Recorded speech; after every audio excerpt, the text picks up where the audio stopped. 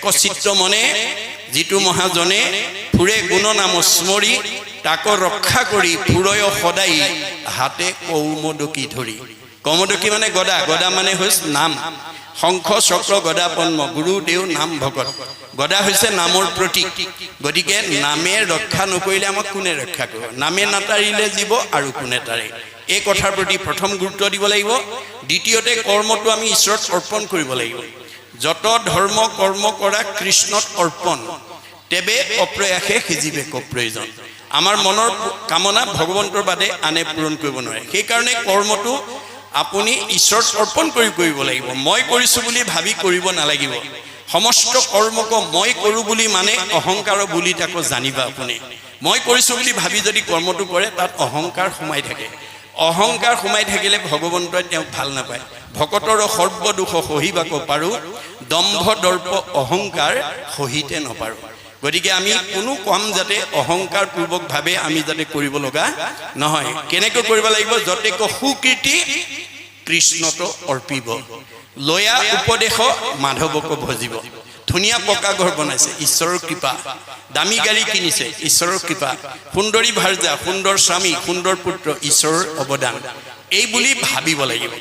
এতিয়া আমাৰ ভাগৱতৰ দৰ্শন নজনাৰ কাৰণে আমাৰ বহুতে পকা ইমান ধুনীয়া ঘৰ মই বনাইছোঁ, ইমান দামী গাড়ী মই কিনিছোঁ, পুত্ৰ মোৰ, ভাৰ্যা মোৰ, স্বামী মোৰ, কিন্তু যদি এটা মাৰি লৈ যায় আমি কি কৰোঁ? ভগৱানে মাৰি নিলে বুলি কওঁ। আমাৰ গাড়ীখন যদি এক্সিডেণ্ট হয় ভগৱানে কৰিলে বুলি কওঁ। সেইখিনিতে আমি বেন হৈ আছোঁ দেই, আমি বেকা হৈ আছোঁ, আমি কুজা হৈ আছোঁ। আমি ৰিজু হ'ব লাগিব, আমি বেন হৈ আছোঁ, পৃথু হ'ব লাগিব। কেনেকৈ? আজিৰ দৰে অনুষ্ঠানলৈকে আহিব লাগিব। আহি আমাৰ সেই পূজাটো আমি ৰিজু কৰিব লাগিব। কংসৰ কপালত চন্দনৰ ফুট পিন্ধোৱা কুজিজনী কেইটা কুজ আছিলে? 3টা। মনত ৰাখিবা দেই। নামটো আছিল হৰিন্ধি। তেওঁক সেইদিনালৈকেহে পূজা বুলি কৈ থকা হৈছিল, যিদিনালৈকে কংসৰ কপালত চন্দনৰ ফুট পিন্ধাইছে। যিদিনাখন কংসৰ কপালৰ বিপৰীতে কৃষ্ণৰ কপালত চন্দনৰ ফুট পিন্ধালে লগে লগে থুতৰিত চোৱাৰ লগে লগে ৰিজু হৈ গ'ল। ৰিজু মানে পোন হৈ গ'ল দেই। গতিকে আমিও যদি গুণত আছোঁ আমিও পূজাই হৈ আছোঁ। আমি কংসৰ কপালত চন্দনৰ ফুট পিন্ধোৱা কুজিজনীৰ কথা ভাবি থাকিলে নহ'ব। ভাগৱত শুনি নিজকে সুধিব লাগিব, ময়ো পূজা হৈয়ে আছোঁ নেকি বাৰু? অৰ্থাৎ মই 3টা গুণত আছোঁ নেকি? যদি মই গুণত আছোঁ ময়ো পূজাই হৈ আছোঁ। মই যদি লগত নিব নোৱাৰা ধন সম্পত্তি ঐশ্বৰ্য পদমৰ্যাদা এইবিলাকত যদি মই প্ৰাধান্য দি আছোঁ, যিবোৰ বস্তু মই লগত নিব নোৱাৰোঁ, লগত নিব নোৱাৰা বস্তুৰ প্ৰতি যদি মই মানে অভিমান কৰি আছোঁ, তেতিয়া হয় ময়ো গুণত কংসই হৈ আছোঁ। মনত ৰাখিব কথা। আমাৰ ভাগৱতে কৈছে, নেৰিবেক ধনে ধনে মানে আশকতি, নাপাইবে উদ্ধাৰ সখী যাইবে অধুগতি। লগত নিব নোৱাৰা ধন সম্পত্তি পদমৰ্যাদাক লৈ যাতে আমি কোনো কাৰণতেই অভিমান কৰিব লগা নহয়। কৰিব পাৰিব কিন্তু আপোনাৰ জীৱ অধুগতি যাব। গতিকে এই তথ্য আমাক দিছে মহাপুৰুষ গুৰুজনাই। সেইকাৰণে 2য় স্কন্ধ ভাগৱত অসমীয়ালৈ তৰ্জমা কৰাৰ প্ৰাৰম্ভণিতে তেওঁ মংগলাচৰণ নামাকৰণৰ সৈতে ভগৱন্তত তেওঁ কি কৰিছে? আত্মসমৰ্পণ কৰিছে। জয় জয় কৃষ্ণ যাৰ স্মৰণ মংগল, জাগ যুগাদিৰো হৰিনাম মহাফল। যে আগৰ যুগত যুগ অনুসৰি ধৰ্মৰ নীতি বেলেগ বেলেগ। ভগৱন্তই যুগে যুগে অৱতাৰ ধাৰণ কৰি যুগ ধৰ্ম নিৰ্ণয় কৰি থৈ গৈছে। সত্য যুগত হৰি অৱতাৰ হৈ সমস্ত জগতৰ লোকক ক'লে, তোমালোক সকলোৱে ঈশ্বৰক ধ্যান কৰিবা। ধ্যানৰ অন্তত ভগৱানৰ 10টা নাম ল'লে ধ্যান পূৰ্ণাংগ কৰি মুক্তি লাভ কৰিব পাৰিবা। সেইকাৰণে সত্য যুগৰ সকলো লোকে ধ্যান কৰিছিল আৰু ধ্যানৰ অন্তত ভগৱানৰ 10টা নাম লৈ মুক্তি লাভ কৰিছিল। এই কথাটো আমি জানিবৰ কাৰণে মহাপুৰুষ মাধৱদেৱে নাম মালিকাত উল্লেখ কৰিছে। সত্য যুগে যোগী হবে কৰিয়া সমাধি, যেন মতে পাৱে ফল কৃষ্ণক আৰাধি, তাহাঁতো কৃষ্ণৰ 10 নাম যদি লয়, সমাধিৰ ফল যোগী তেৱেহে পাৱে। গতিকে সত্য যুগত 2টা নিয়মত ধৰ্ম আচৰণ কৰিছিল, ধ্যান আগ নাম পাছ। 2টা নিয়ম নাম সনাতন ৰূপে ৰাখিছে দেই। গতিকে সত্য যুগৰ মূল ধৰ্ম হৈছে ধ্যান। ত্ৰেতা যুগত ৰাম অৱতাৰ হৈ গৈছিল, হে জীৱশ্ৰেষ্ঠ মানুহ তোমালোকে ঈশ্বৰক পূজা কৰি যজ্ঞ কৰিবা। বহুত নিয়ম নীতিৰ মাজেদি যজ্ঞ কৰিবা। যজ্ঞৰ অন্তত ভগৱানৰ 8টা নাম ল'লে যজ্ঞ পূৰ্ণাংগ কৰি তোমালোকে মুক্তি লাভ কৰিব পাৰিবা। সেইকাৰণে ত্ৰেতা যুগৰ সকলো মানুহে যজ্ঞ কৰিছিল আৰু সেই যজ্ঞৰ অন্তত ভগৱানৰ 8টা নাম লৈ মুক্তি লাভ কৰিছিল সেইকাৰণে মহাপুৰুষ মাধৱদেৱে নাম মালিকাত কৈছে নিয়মে সংযমে চিত্ত সাৱধান কৰি ত্ৰেতা যুগে নানাভাৱে যজ্ঞ যদি হৰি মাধৱৰ অষ্টগোটা নামক উচ্চৰে তেবেখে যজ্ঞৰ ফল পাৱে জানা নৰে দুটা নিয়ম দে যজ্ঞ আগ নাম পাছ আৰু সত্য যুগত ধ্যান আগ নাম পাছ দাপৰ যুগত কৃষ্ণ অৱতাৰ হৈ জগতৰ লোকক ক'লে হে জগতৰ জীৱশ্ৰেষ্ঠ লোক তোমালোকে বহুত তন্ত্ৰ মন্ত্ৰৰে ঈশ্বৰক পূজা কৰিবা আৰু পূজাৰ অন্তত ভগৱানৰ 12টা নাম ল'লে পূজা পূৰ্ণাংগ কৰি মুক্তি লাভ কৰিব পাৰিবা গতিকে সেই কাৰণে দাপৰ যুগৰ সকলো মানুহে পূজা কৰিছিল আৰু মাধৱদেৱে আমি জানিবৰ কাৰণে নাম মালিকাত সেই কথা উল্লেখ কৰি থৈ গৈছে নানা তন্ত্ৰে মন্ত্ৰে পূজা কৰে দাপৰত হৰিৰ দ্বাদশ নাম জপয় সতত নাম কীৰ্তনে সে সাংগ কৰে পূজা তেবে সে পূজাৰ ফল পাৱে জানা তাক গতিকে দাপৰ যুগৰ সকলো মানুহে পূজা কৰিছিল কিন্তু পূজাৰ অন্তত ভগৱানৰ 12টা নাম ল'লেহে পূজাটো পূৰ্ণাংগ কৰি মুক্তি লাভ কৰিব পাৰিছিল এই তিনিটা যুগত দুটা নিয়মে ধৰ্ম আচৰণ কৰিছিল সত্য যুগত ধ্যান আগ নাম পাছ ত্ৰেতা যুগত যজ্ঞ আগ নাম পাছ আৰু দাপৰ যুগত পূজা আগ নাম পাছ নামক সনাতন ৰূপে লৈছে আৰু কলি যুগত সেই কৃষ্ণই ত্ৰিভুৱন বন্দন দেৱকী নন্দন জুহৰি মাৰল কংস জগজন তাৰণ দেৱ নাৰায়ণ শংকৰ তাকেৰি অংশ কৃষ্ণই শংকৰ ৰূপে আহি জগতবাসী ক'লে হে জীৱশ্ৰেষ্ঠ মানুহ তোমালোকে কলি যুগত কেৱল নাম ল'লেই হ'ব কিয়নো বাকী ধৰ্মবিলাক চব কৃষ্ণৰ লগত গুচি গ'ল আন ধৰ্ম কৃষ্ণৰ লগতে গুচি গৈলা এক স্থান হুয়া হৰি নাম মাত্ৰ ৰৈলা এতেকেহে নামত সমস্ত পুণ্য পায় জানিয়া যতনে ফুৰা হৰি গুণ গায় নামে তপ নামে জপ নামে যুগ ধ্যান নামে দান নামে পুণ্য কোটি তীৰ্থ স্নান নামে ধন জন বন্ধু নামে পিতা মাতা নামে নিজ সুহৃদ নামেহে গতি দাতা ইহ পৰলোকে নাম বিনে গতি নাই চাৰিও বেদৰ ইহে মুখ্য অভিপ্ৰায় চাৰি বেদে এই সত্যটো নিৰূপণ কৰিছে আৰু সৃষ্টিকৰ্তা ব্ৰহ্মাই 4খন বেদ আনি 3বাৰ প্ৰমাণ কৰি জগতবাসীলৈ এই নীতি থৈ গৈছে চাৰিও বেদক ব্ৰহ্মাই আনি বিচাৰিলা 3বাৰ প্ৰমাণী এহি মানে মাত্ৰ কৰিলা সাৰ হৰি কীৰ্তনেহে তৰে সংসাৰ কলি যুগৰ মানুহে ঈশ্বৰৰ নাম বিনে তৰিবলৈ উপায় নাই সেইকাৰণে কৈছে যত ফলং সৰ্বতীৰ্থেষু সৰ্বযজ্ঞেষু কীৰ্তিতাম তৎ ফলম কৌটি গুণম পুণ্যম ৰাম নাম এবলৈ প্ৰতি গতিকে আগৰ কেইটা যুগত তপ জপ যাগ যজ্ঞ কৰি যিটো ফল পাইছিল কলি যুগৰ মানুহে নাম ল'লে সেইটো ফল পায় ধ্যানে যজ্ঞে পূজাৰক কহিছে যেন ফল হৰিৰ কীৰ্তনে তাক সাধয় সকল জপত সৰ্ববেদাংশ সৰ্বমন্ত্ৰাংশ পাৰ্বতী তস্মা কৌটি গুণম পুণ্যম ৰাম নাম এবলৈ ঘটে তপ জপ যাগ যজ্ঞ হোম ব্ৰত কৰাতকৈ এবাৰ ভগৱন্তৰ নাম লোৱা শতকোটি তপ জপ যাগ যজ্ঞৰ ফল তুমি ঠাউগতে পাবা শ্ৰুতি স্মৃতি পুৰাণেষু ৰাম নাম ইদম স্মৃতম নাট পৰতং পুণ্যং ত্ৰিষু লোকেষু বিদ্যতে 3 তলৈকত আৰু ৰাম নামৰ বিনা গত্যন্তৰ নাই সেই কথাটোকে এতিয়া মহাপুৰুষ গুৰুজনে কৈছে জাগ যোগাদিৰো হৰি নাম মহা ফল গতিকে হেনয় পৰমানন্দ মাধৱক নিত সুমৰিও নৰ নিৰন্তৰে একচিত সেইজন ভগৱন্তৰ নাম আমি প্ৰত্যেক দিনে যাতে মুখত ল'ব পাৰো গাব পাৰো স্মৰণ কৰিব পাৰো তাৰ প্ৰতি আহ্বান জনাইছে আমাৰ ভগৱন্তৰ সৃষ্টি চাৰিমুঠি জীৱৰ ভিতৰত ঈশ্বৰৰ নাম গাব পৰা ক'ব পৰা শুনিব পৰা গুণ মানুহৰ বাদে আনৰ নাই গীতাত কৈছে অসংখ্যাত জীৱ আছে সংসাৰৰ ভিতৰে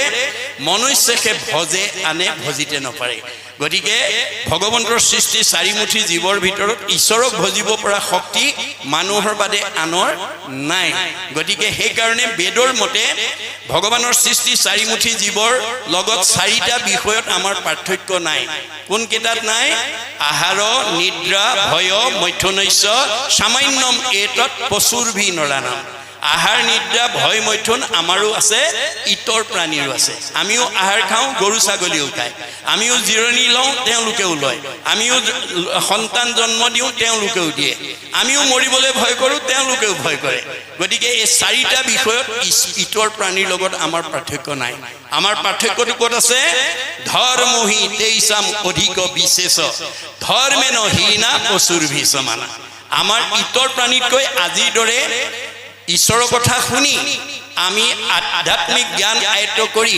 আমাৰ মাজত প্ৰেম ঐক্য সম্প্ৰীতি এনাজৰি গঢ়িব পৰা শক্তি মানুহৰ বাদে আনৰ নাই গতিকে এনে ধৰণৰ কৰ্ম আঁচনি যদি আমাৰ এই অনুষ্ঠান থকালৈকে শ্ৰীমন্ত শংকৰদেৱ সংঘ থকালৈকে প্ৰচাৰ শাখা থকালৈকে যদি এই আঁচনি লৈ গৈ থাকে তেতিয়াহ'লে আমাৰ মাজত কি হ'ব এই ঈশ্বৰৰ কথা ভাগৱতৰ শ্ৰৱণ কীৰ্তনে আমাৰ ইজনৰ প্ৰতি সিজনৰ প্ৰেম ভাৱটো জগাই তুলিব ইজনে সিজনক ভাল পোৱা ভাৱটো জগাই তুলিব আৰু এইটোৱে হ'ব ধৰ্ম সৰ্বপল্লী ৰাধা কৃষ্ণনে কৈছে religion binds man to man and man to God আমাৰ এই ধৰণে ঈশ্বৰৰ কথা শুনাই আমাক কি কৰিব ইজনে সিজনক ভাল পাবলৈ শিকাব ইজনে সিজনক ভাল পালেহে ভগৱানক ভাল পাব পাৰিম গতিকে ভগৱানে কৈছে মোক ভাল পোৱাৰ আগতে প্ৰথমতে নিজৰ পৰিয়ালটো ভাল পাবলৈ শিকিবা সীমা ঘৰীয়াক ভাল পাবলৈ শিকিবা মানে আলহী অতিথি ভকত বৈষ্ণৱ বন্ধু বান্ধৱক ভাল পাবলৈ শিকিবা আৰু দেখাজনক ভাল পাবলৈ শিকিবা দেখাজনকেই যি ভাল নাপায় নেদেখাজনক ভাল পোৱাৰ তাৰ অধিকাৰ নাই ভকতক পাই যাৰ নাহিকে হৰি সাক্ষাতে মোক পাইলে কৰিবে কি আজি যদিও প্ৰচাৰ শাখাৰ উদ্যোগত 1 নম্বৰ খকনগুৰি পৰমানন্দ প্ৰাথমিকে আমাৰ বাৰ্ষিক সেৱাৰ লগতে সংগতি ৰাখি প্ৰচাৰ শাখাৰ ভাগৱত পাঠ ব্যাখ্যা অনুষ্ঠিত কৰিছো বুলি আমাৰ কাৰ্যসূচী উলিয়াইছে কিন্তু বেদৰ মতে আজি এটো এটা কলি যুগৰ যজ্ঞ অনুষ্ঠিত কৰিছে কি যজ্ঞ নাম যজ্ঞ ভাগৱত যজ্ঞ ভক্তি যজ্ঞ উদ্ধৱক কৈছে মুত চিত্ত দিয়া যিটো কৰৈ কৰ্ম ধৰ্ম তাৰ নাম যজ্ঞ সখী কইলো ইটো মৰ্ম এটো কলি যুগৰ যজ্ঞ মনত ৰাখিব এই যজ্ঞস্থলীলৈকে আমন্ত্ৰিত ভগৱন্ত স্বৰূপ ভকতসকলক নিখুঁতভাৱে সেৱা শুশ্ৰূষা কৰিবৰ কাৰণে প্ৰাথমিকৰ যিসকল যুৱক যুৱতী আই বাপৰ প্ৰমুখ্যে ওচৰ চুবুৰীয়াৰ লোকে আহি সহায় সহযোগ কৰি দিছে অৰ্থাৎ আজিৰ এই যজ্ঞটো পূৰ্ণাংগ সুন্দৰভাৱে নিখুঁতভাৱে পৰিচালনা কৰিবৰ কাৰণে যিসকলে অকণমান সহায় আগবঢ়াইছে তেওঁলোকৰ কি হ'ব পৰোপকাৰায় পুণ্যম প্ৰত্যেকৰে পুণ্য হ'ব এনেকুৱা যজ্ঞ অনুষ্ঠানলৈ আমন্ত্ৰণ কৰিলে নিৰ্দিষ্ট সময়তকৈ অকণমান আগবাঢ়ি গৈ দিহা পৰামৰ্শ দি অকণমান কোনোবা বিষয়ত সহায় কৰি দিব পাৰোঁ নেকি এই ভাৱনাৰে যদি আহে তেতিয়াহ'লে আমাৰ এই শৰীৰটো ধৰাৰ সাৰ্থকতা হ'ব ভগৱানে আমাক এই শৰীৰটো কিয় দিছে পৰোপকাৰায় ইদম শৰীৰম পৰৰ উপকাৰ কামত ব্যৱহাৰ কৰিবলৈ দিছে পৰ মানে ভগৱানে কৈছে তৃণমূল এটা আত্মা আত্মা মানে মই পৰিয়াল মানে মই সমাজ মানে মই অনুষ্ঠান মানে মই প্ৰতিষ্ঠান মানে মই দল মানে মই সংগঠন মানে মই জড়জগত মানে মই জীৱ জগত মানে মই নিখিল জগত মানে মই অহমে বাসমে অগ্ৰে ন অন্য সৎ অসৎ পৰম প্ৰচ্ছাদ হম যু এতৈছ যু অৱশিষ্টতে সুইছয় হম আদিত মই মধ্যত মই শেষত ময়েই থাকিম তুমি দেখা জগতখন মিছা জগত মিথ্যা ব্ৰহ্ম সত্য ব্ৰহ্মহে সঁচা ব্ৰহ্ম কি জীৱ ব্ৰহ্ম এব কেৱলম জীৱই ব্ৰহ্ম আপুনি ৰাতিপুৱা শুই উঠাৰ পৰা গধূলা হোৱালৈকে জন্মৰ পৰা মৃত্যুলৈকে পাৰিলে এটা আত্মাক পাৰে পৰিয়ালক পাৰে সমাজক পাৰে অনুষ্ঠান প্ৰতিষ্ঠান দল সংগঠন দহৰ উপকাৰ কামত ভগৱানে দিয়া প্ৰতিভাটো প্ৰয়োগ কৰিব দেই আপোনালোকে ভগৱানে দিয়া প্ৰতিভাটো কাৰণে যদি ভগৱানৰ কাৰণে দিয়ে তেতিয়া ভগৱানে আপোনাক দি থাকিব যদদাতি সব প্ৰাপ্নতি মনত ৰাখিব গতিকে ভগৱানে কাক কি প্ৰতিভা দিছে আপোনালোকে জানে কিন্তু প্ৰয়োগ নীতি নাজানিলে আপোনাৰ প্ৰতিভাই আপোনাৰ জীৱনলৈ মৃত্যু নমাই নিব পাৰে মানে অৰ্জুনক কৈছে শুনা ধনঞ্জয় ধন নহলে কাৰ্য নিখিজন মই তোমাক ধনটো সৎ কাম কৰিবৰ কাৰণে দিছো আৰু জীৱনৰ নিৰাপত্তাৰ কাৰণে দিছো মই দিয়া ধনটো যদি প্ৰয়োগ কৰিব নাজানা ধনেই তোমাৰ মৃত্যুৰ কাৰণ হৈ যাব পাৰে আজি বহুত মানুহ সমাজত ঘৰৰ ভিতৰতে চুৰ ডকাইতে মাৰিছে উগ্ৰপন্থীয়ে লৈ গৈছে কিহৰ কাৰণে ধনৰ প্ৰয়োগ নজনাৰ কাৰণে মনত ৰাখিব গুৰুজনাই কৈছে অৰ্থ আৰ্জি বাৰ কিঞ্চিত একো নাহি ফল যদি নভজয় হৰি চৰণ কমল আমি উপাৰ্জন কৰা ধনেৰে আজিৰ দৰে যদি ঈশ্বৰ সেৱা কামত যদি ব্যৱহাৰ কৰিব নোৱাৰো তেতিয়া ধনৰ কোনো মূল্য নাই কিয় দুখ কৰি ধন ধান আৰ্জা যত মানে কৃষ্ণে এৰে যদি তাকো খাইবে আনে আপুনি কষ্ট কৰি বহুত ব্যৱসায় বাণিজ্য চাকৰি কৰি ধন উপাৰ্জন কৰিব পাৰে কিন্তু যিদিনাখন আমাৰ দেহৰ পৰা আত্মা ওলাই যাব আমি উপাৰ্জন কৰা ধন বেংকত ফিক্স কৰি থোৱা ধন আমাৰ আত্মাই খাবলৈ নাপাব কোনে খাব নমিনীয়ে আমি খাবলৈ নাপাওঁ আৰু সেইকাৰণে গুৰুজনে কৈছে জীয়াই থাকোঁতে নিজ হস্তে আৰ্জি যদি উক জগন্নাথ কিছু ব্যয় কৰি উক হৰিৰ সেৱা তুমি এই দুখন হাতেৰে যি উপাৰ্জন কৰিছা তাৰ কিবা এটা অংশ মোৰ কামত ব্যৱহাৰ কৰিবলৈ শিকিবা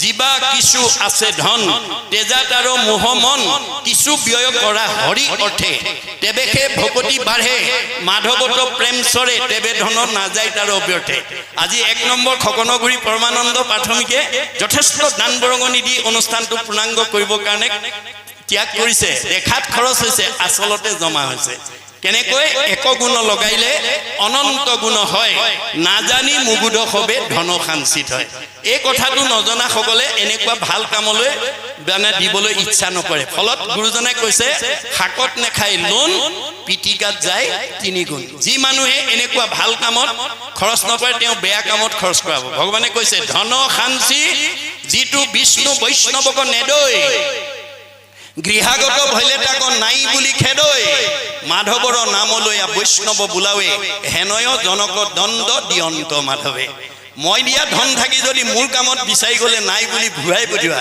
তুমি বৈষ্ণৱেই হোৱা বা অবৈষ্ণৱেই হোৱা মই তোমাক দণ্ড দিমেই শাস্তি দিমেই কেনেকৈ দিম নহি চুৰে নেই নহি অগ্নিয়ে দহয় নহি দণ্ড বন্ধ হুইয়া ৰাজাই লয় তোমাৰ ধনটো হয় চুৰ ডকাইত উগ্ৰপন্থীৰ দ্বাৰা লৈ যাম নহয় জুয়ে পুৰিব নহয় আকস্মিক দুৰ্ঘটনা বেমাৰ আজাৰ হৈ ডাক্তৰে খাব নহয় কাজিয়া পেচাল লাগি কেছ মামলা লাগি পুলিচে খাব কিমানতো ৰেহাই নিদিওঁ হা ধন বুলি পাছে কান্দেৰাও বান্ধি ঘৰে ঘৰে ভিক্ষা মাগে কৃষ্ণ কৃষ্ণ বুলি মই দিয়া ধন থাকি যদি মোৰ কামত ব্যৱহাৰ কৰিব নিশিকা তেতিয়াহ'লে পিছৰ জন্মত তুমি ভিক্ষাৰী হৈ মোৰ নাম লৈ ভিক্ষা কৰি খুজি ফুৰিব লাগিব আৰু তেতিয়াহে তুমি এই অপৰাধৰ পৰা মুক্ত হ'ব পাৰিবা এতিয়া আপোনালোকে বাস্তৱত যদি গাড়ীয়ে মটৰে ট্ৰেইনত যায় যি জনগোষ্ঠীৰে ভিক্ষাৰী নহওক কিংবা ভগৱানৰ নাম লৈ ভিক্ষা খোজে এয়া ভাগৱতৰ দৰ্শন এই কথাবোৰ আমি জানিব লাগিব আৰু উঠি অহা প্ৰজন্মক আমি জনাব লাগিব যাতে আমি সৎ কামত ব্যৱহাৰ কৰি ভগৱন্তৰ পৰা যাতে আমি মানে এগুণ লগাই যাতে অনন্ত গুণ পাব পাৰোঁ তাৰ উদাহৰণ দ্ৰৌপদী ক্ষেত্ৰত দেখুৱাই থৈ গৈছে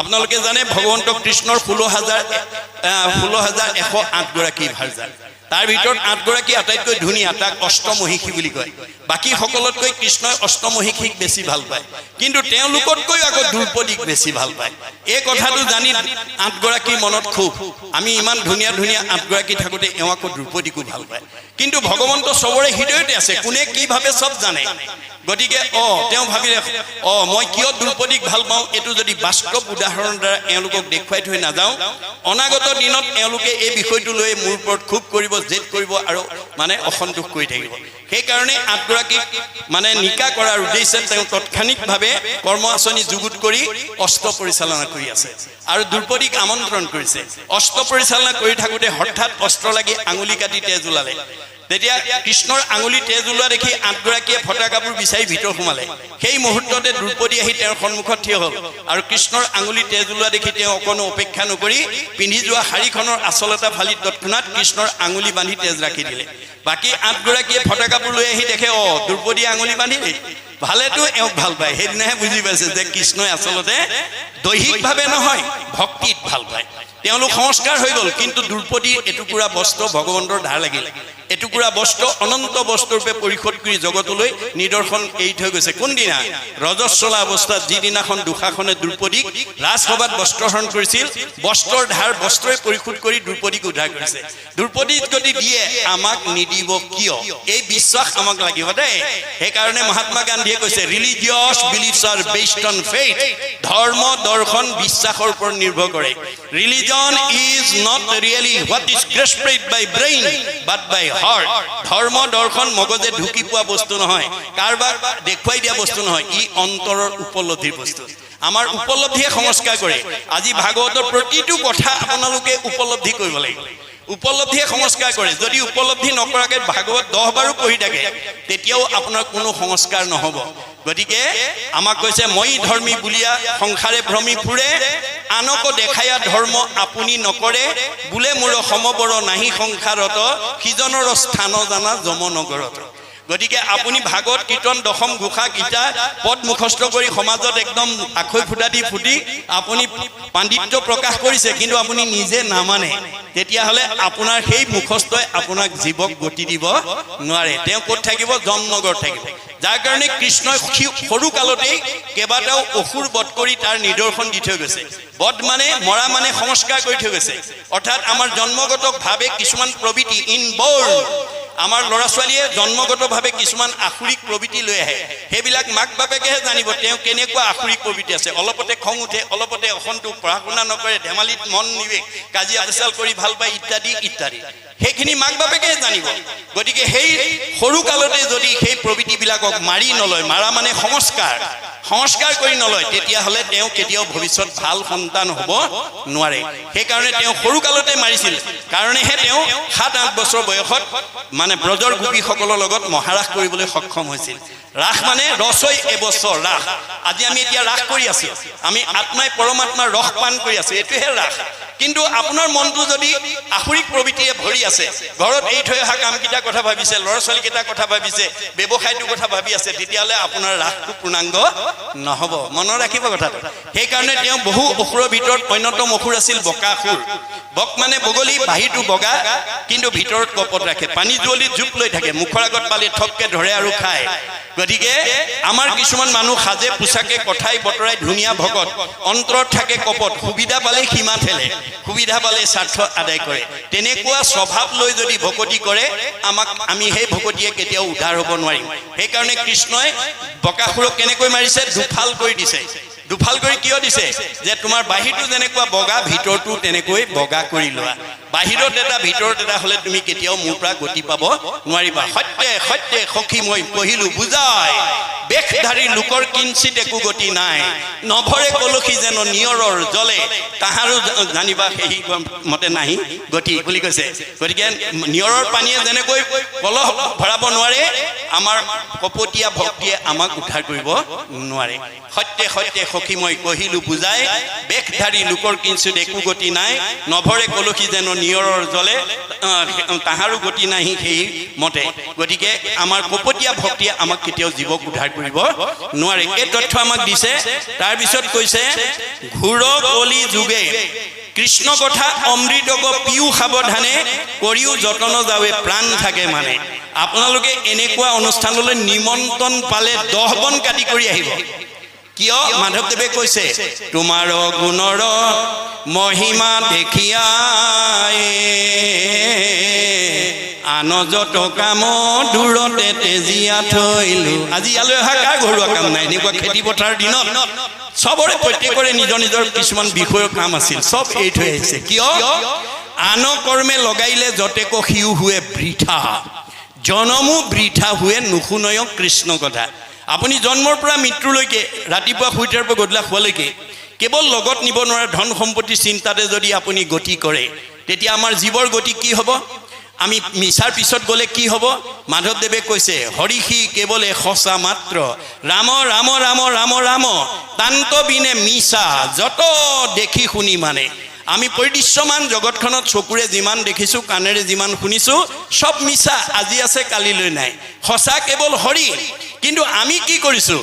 যিটো মিছা তাক আশা কৰি ৰাম ৰাম ৰাম ৰাম ৰাম, দুৰাচাৰ মন মৰস কেন অজ্ঞানে। আজিৰ দৰে সাধুৰ সংগলৈ আহি শাস্ত্ৰ উপদেশ নজনাৰ কাৰণে আমি ৰাতিপুৱা শুই উঠাৰ পৰা গধূলা শুৱালৈকে কিহৰ পিছত গৈ আছোঁ? যে যিবিলাক মিছা, যিবোৰ লগত নিব নোৱাৰোঁ, তাৰ পিছত দৌৰি আছোঁ। ধন ধান টকা পইচা, গাড়ী মটৰ, পকা ঘৰ দুৱাৰ, ইন্দ্ৰিয় সুখ ভোগ, পদমৰ্যাদাক লৈ আমি গতি কৰিছোঁ। এতিয়া আমাৰ জীৱটোৰ অৱস্থা কি হ'ব? আমাক কৈছে নেৰিবেক ধনে ধানে মানে আশকতি, নাপাইবে উদ্ধাৰ সখী যাইবে অধুগতি। গতিকে আমি এই তথ্য নাজানি যদি লগত নিব না ধনৰ পিছত গৈ থাকোঁ, আমাৰ জীৱৰ গতি কি হ'ব? বেৰে কৈছে ধায়তু বিষয়ান পুঞ্চ, সংগস্তে সুপ্ৰজায়তে, সংগাত সংজায়তে কাম, কামাত ক্ৰোধ বিজায়তে, ক্ৰোধাত ভৱতি সন্মোহ, সন্মোহাত স্মৃতি বিভ্ৰম, স্মৃতি ভঞ্চাত বুদ্ধিনাশং, বুদ্ধিনাশাত প্ৰণশ্যতি। গতিকে আমি লগত নিব নোৱাৰা ধন সম্পত্তি পিছত বাসনা কৰি গৈ থাকোঁতে যদি বাধা আহি পৰে খং উঠিব, খং উঠিলে মোহগ্ৰস্ত হ'ব, মোহগ্ৰস্ত হ'লে স্মৃতি নষ্ট হ'ব, স্মৃতি নষ্ট হ'লে বুদ্ধি নষ্ট হ'ব, আৰু বুদ্ধি নষ্ট হ'লে পথ বাচিব নোৱাৰি আকৌ 84 নৰকত যাব লাগিব। আমি 84 জুনি অতিক্ৰম কৰিহে মানুহৰ জন্ম পাইছোঁ। বিংশতি লক্ষণম স্থাৱৰম, আমি প্ৰত্যেকে 20 লক্ষ বাৰ বিভিন্ন প্ৰজাতিৰ গছ গছনি হৈ আহিছোঁ। নৱলক্ষম জলজ, 9 লক্ষ বাৰ আমি বিভিন্ন প্ৰকাৰ মাছ মগৰ হৈ আহিছোঁ। নৱলক্ষম কুৰ্মাঞ্চ, 9 লক্ষ বাৰ আমি উভচৰ প্ৰাণী কাছৰ দৰে জীৱন ধাৰণ কৰি আহিছোঁ।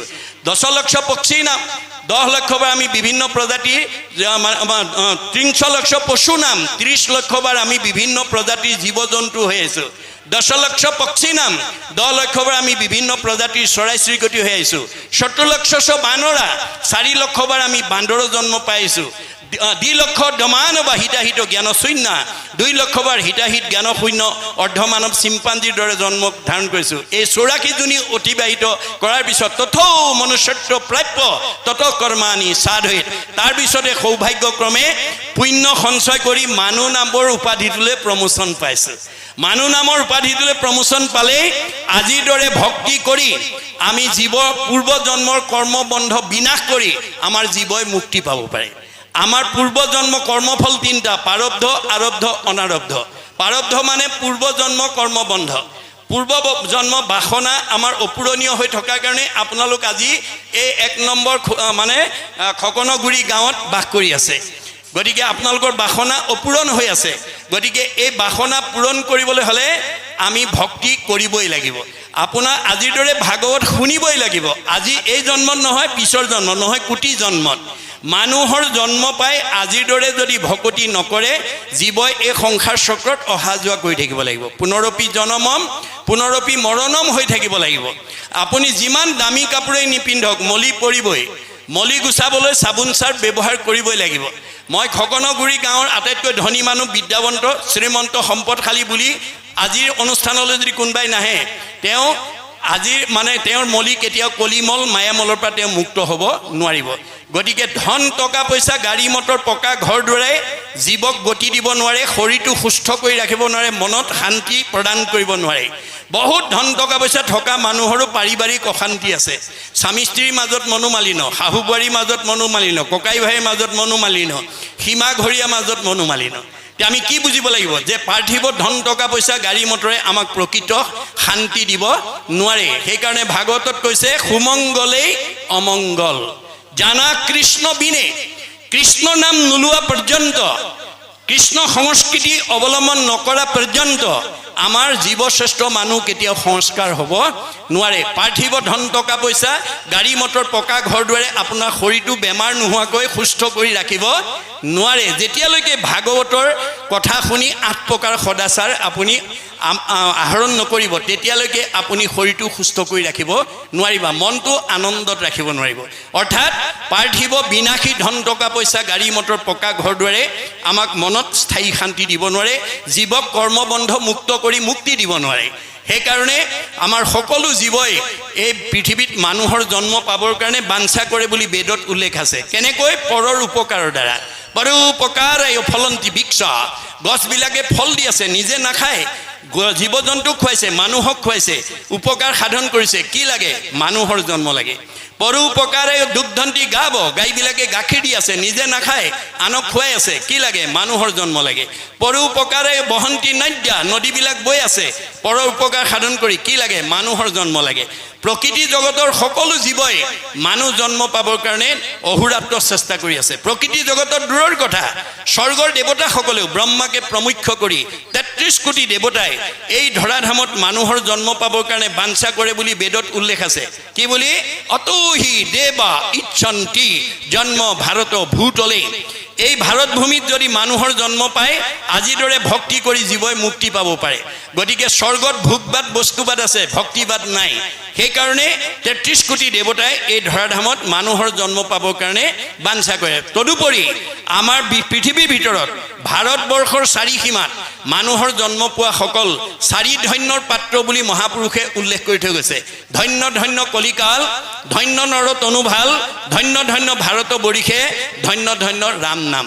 আমি 3টা ধন্য অতিক্ৰম কৰি আহিলোঁ কলি যুগত ভাৰতবৰ্ষত নৰদেহা পালোঁ এতিয়া আমি 4 নম্বৰ ধন্যটো কৰিব লাগে ৰাম নাম ল'ব লাগে মনত ৰাখিব কথাটো ৰাম নাম ল'লেই আমাৰ জীৱই গতি পাব গতিকে বহুতে প্ৰশ্ন কৰে যে ভাৰতবৰ্ষত জন্মগ্ৰহণ কৰা মানুহ যদি 4 ধন্যৰ পাত্ৰ হয় পৃথিৱীৰ প্ৰগতিশীল দেশবিলাকত জন্মগ্ৰহণ কৰা ৰাছিয়া আমেৰিকা জাপান ইংলেণ্ড চীনকে প্ৰমুখ্য কৰি যিবিলাক প্ৰগতিশীল দেশ আছে সেই দেশবিলাকত জন্মগ্ৰহণ কৰা মানুহবিলাক দুৰ্ভগীয়া নেকি শংকৰদেৱে তাৰ উত্তৰ দি থৈ গৈছে আতবিনে আনভূমি যতেক আশ্ৰয় ভোগৰেখে দেশ বুলি জানিবা নিশ্চয় পৃথিৱীত যিমানবিলাক প্ৰগতিশীল দেশ আছে সব ভোগবাদী আৰু বস্তুবাদী ভক্তিবাদ কেৱল ভাৰতবৰ্ষত আছে সকলো জীৱই ভাৰতবৰ্ষত মানুহৰ জন্ম নোপোৱা পৰ্যন্ত পুনৰপি জনমম পুনৰপি মৰণম হৈয়ে থাকিব লাগিব ভোগবাদ বস্তুবাদে জীৱক সংস্কাৰ কৰিব নোৱাৰে সেই কাৰণে উদ্ধৱে কৈছিল যদি পুণ্য লৈ গলেও ঘূৰি আহিব লাগে পাপ লৈ গলেও যদি ঘূৰি আহিব লাগে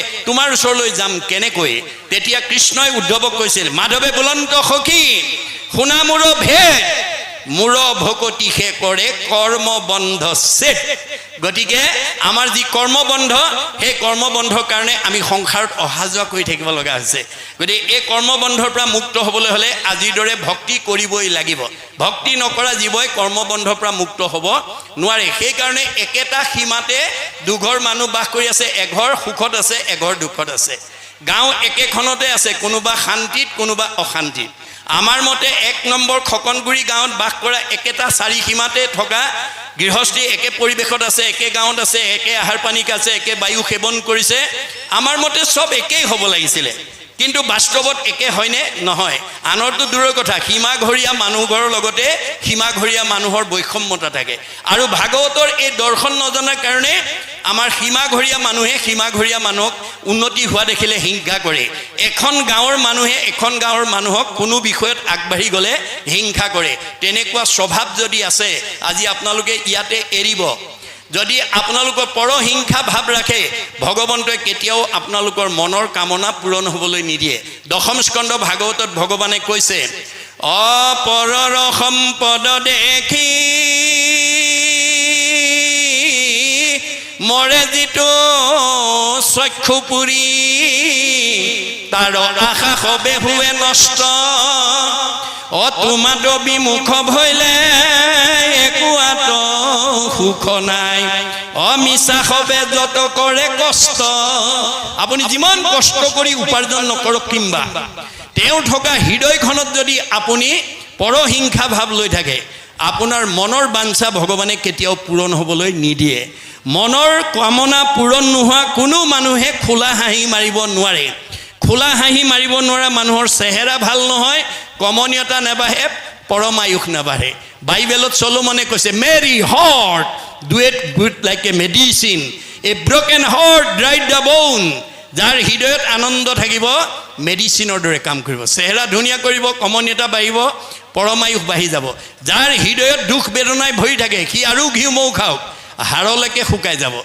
আহাৰে চেহেৰা ভাল কৰিব নোৱাৰে মনটো যদি আনন্দত ৰাখিব নোৱাৰে গতিকে আমি মনটো আনন্দত ৰাখিবলৈ হ'লে আনন্দ আপুনি বিচাৰিব নালাগে আনন্দই আপোনাৰ ঘৰ বিচাৰি আহে কপিলে মাকক কৈছে মা তুমি জীয়া মানুহৰ দৰে থাকিবলৈ শিকা মাকে কৈছে বুপাই মৰা মানুহ আছেনে মৰা মানুহৰ সংখ্যা এতিয়া পৰিয়ালত সমাজত পৰিৱেশত বেছি কোনবিলাক মৰা মানুহ সাধুৰ সংগে কৃষ্ণ কথা নুশুনে যি নৰ জীৱন্ততে মৰা সিটো অধম পামৰ আজিৰ দৰে ভাল মানুহৰ সংগত আহি মনত আনন্দ লগা কথা যি নুশুনে সি মনত বেয়া লগা কথাই শুনি থাকিব লাগিব যাৰ মনত বেয়া লাগি থাকে সি জীয়াতে মৰা গতিকে আমি জীয়া মানুহ হ'বলৈ হ'লে আপোনাৰ ঘৰলৈ ৰাতিপুৱা শুই উঠাৰ পৰা গধূলা খোৱালৈকে আলহী অতিথি ভকত বৈষ্ণৱ বন্ধু বান্ধৱক লগ পালে ভগৱানে কৈছে মূৰ শুনিৰ মল কথা কহন্ত শুনন্ত মুঠবিনে চিত্ত আন দেৱত নেদন্ত পৰম আনন্দ আখি মনত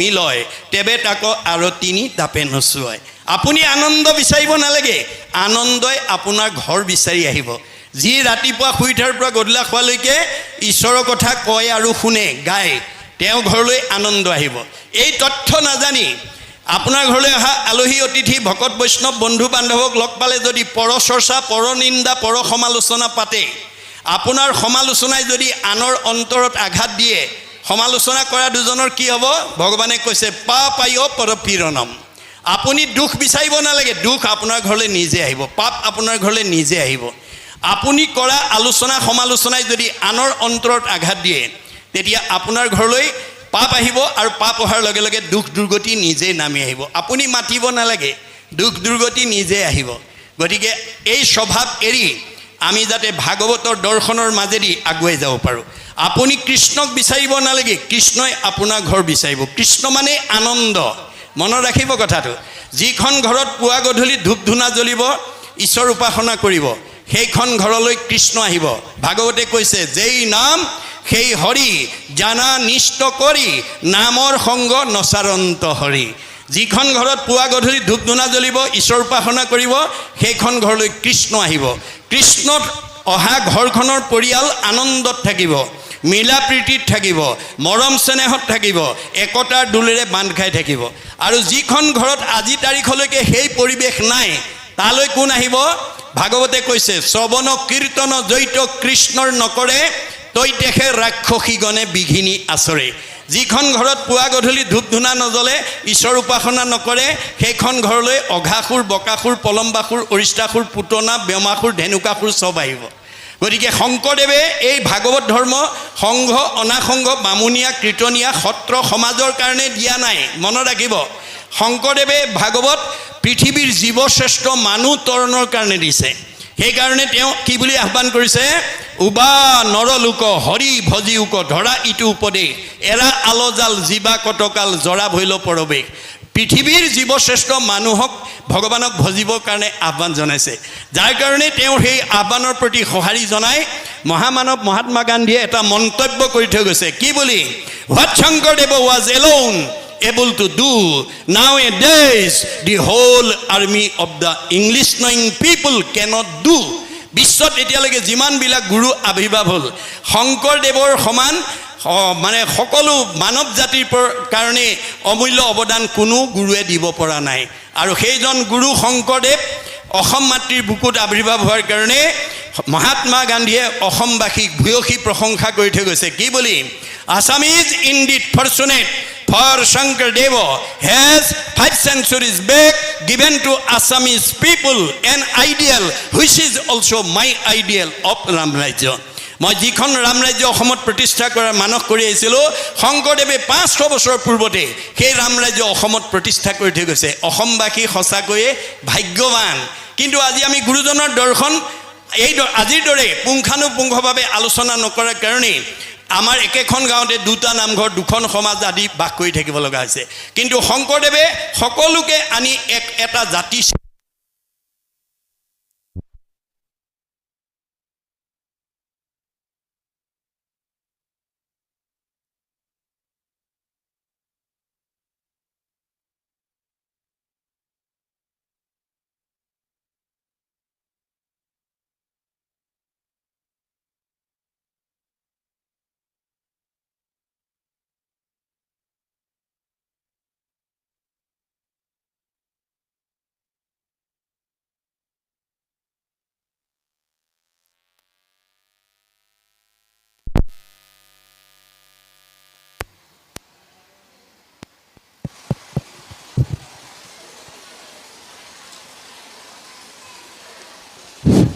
শংকৰদেৱে মানে বৰ্ণ বৈষম্যহীন এখন সমাজ প্ৰতিষ্ঠা কৰি থৈ গৈছিল তেওঁ এজন দাৰ্শনিক পণ্ডিতো আছিল যাৰ কাৰণে তেওঁ জানিছিল যে caste system is the model enemy of socialism. Socialism cannot come until the caste system is ended. যেতিয়ালৈকে জাতিভেদ প্ৰথা থাকিব তেতিয়ালৈকে সমাজ একতাৰ দোলেৰে বান্ধ খাব নোৱাৰিব আৰু সমাজ আগবাঢ়ি যাব নোৱাৰিব গতিকে আমাৰ জাতিভেদ প্ৰথা নিৰ্মূল কৰিবৰ কাৰণে শংকৰদেৱে প্ৰথম পদক্ষেপ লৈছিল আপোনালোকে জানে শংকৰদেৱৰ আবিৰ্ভাৱৰ আগত অসমক মানে অন্ধকাৰ যুগ বুলি কোৱা হৈছিল যিটো সময়ত অসমৰ মানুহে ধৰ্মৰ নামত মানুহ অন্যান্য প্ৰাণী বলি দিয়া দূৰৰ কথা মানুহ বলি দিবলৈও কুণ্ঠাবোধ কৰা নাছিল তেনে এটা সময়তে শংকৰদেৱ অসম মাতৃৰ বুকুত আবিৰ্ভাৱ হৈ অসমৰ চাৰিওফালে ঘূৰি চাই দেখিলে যে অসমত বিভিন্ন জাতি জনগোষ্ঠীৰ লোকে বসবাস কৰি আছে আৰু এই সকলোবিলাক ঈশ্বৰৰ অমৃতৰ সন্তান এই আধ্যাত্মিক জ্ঞানটো এই আত্মসম্পৰ্কীয় জ্ঞানটো মই যদি অসমবাসীক দি যাব নোৱাৰোঁ, অনাগত দিনত এওঁলোক কেতিয়াও একতাৰ দোলেৰে বান্ধ খাব নোৱাৰিব, সমন্বয়ৰ সেতু বান্ধিব নোৱাৰিব। সেইকাৰণে তেওঁ প্ৰথম সমাজ সংস্কাৰ পথটোকে হাতত তুলি লৈছিল। কেনেকৈ? এই দ্বিতীয় স্কন্ধ ভাগতে উল্লেখ আছে, কিৰাত কছাৰী খাচী গাৰু মিৰি যবন কংক গোৱাল ধুবাজে তোৰোক অসম লোক কুবাচ মেল চান্দাল আনু হব পাপী কৃষ্ণ সেৱকৰ সংগত পবিত্ৰ হয় হৰিত একান্তে ভগতি কৰিয়া বৈকুণ্ঠে সুখে চলয়। আজি এই প্ৰচাৰ শাখাৰ জৰিয়তে অনুষ্ঠিত কৰা এই ভাগৱত অনুষ্ঠানলৈ এই অঞ্চলৰ সকলো জাতি জনগোষ্ঠী মানুহ আহি শুনিব পাৰে, ইয়াত কোনো বাধা নাই। সেইকাৰণে তেওঁ সকলোকে যে এক ভগৱানৰ অংশ জীৱ এই কথাটো বুজাই দিবৰ কাৰণে সকলো জাতিৰ পৰা তেওঁ ভকতক সংস্কাৰ কৰি আনিছিল। কেনেকৈ? ভগৱন্তৰ হাজাৰটা নামৰ পৰা এটা এটা নাম দি সংস্কাৰ কৰি লৈ আহিছিল, আনি সমাজক পৰিচয় কৰাই দিছিল। কি বুলি? হেৰা সমাজৰ লোকসকল, মই আজি তোমালোকৰ মাজলৈ গাৰুৰ ভকত আনিছোঁ দেই। এওঁক আজিৰ পৰা তোমালোকে গাৰু বুলি নিন্দা নকৰিবা, এওঁ ঈশ্বৰৰ অমৃতৰ সন্তান।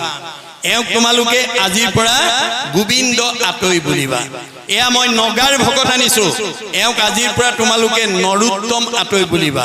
এয়া মই যৱনৰ ভকত আনিছোঁ, এওঁক আজিৰ পৰা তোমালোকে জয় হৰি আতৈ বুলিবা। এয়া মই কাৰ্বিৰ ভকত আনিছোঁ, এওঁক আজিৰ পৰা তোমালোকে ভোলাই আতৈ বুলিবা।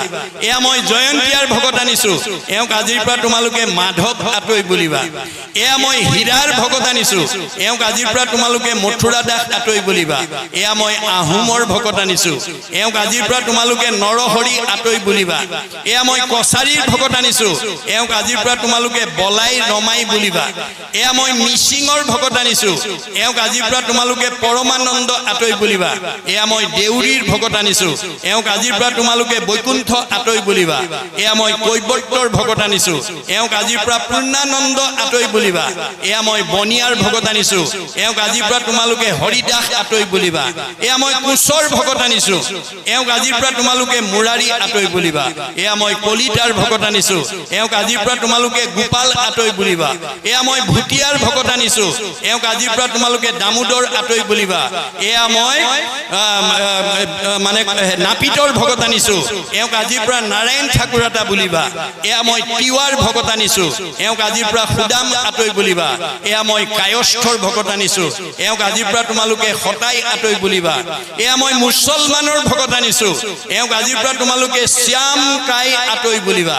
তাৰ পৰা অপ্ৰভংশ হৈ চান্দ খাই হৈছে। এয়া মই ব্ৰাহ্মণৰ ভকত আনিছোঁ, এওঁক আজিৰ পৰা অনন্ত কণ্ডলী সাৰ্বভৌম ভট্টাচাৰ্য বুলিবা। এই ধৰণে সকলো জাতি জনগোষ্ঠীৰ পৰা ভকতক সংস্কাৰ কৰি আনি বৰ্ণ বৈষম্যহীন এখন সমাজ প্ৰতিষ্ঠা কৰি তেওঁ ঘোষণা দি থৈ গৈছিল। কি বুলি?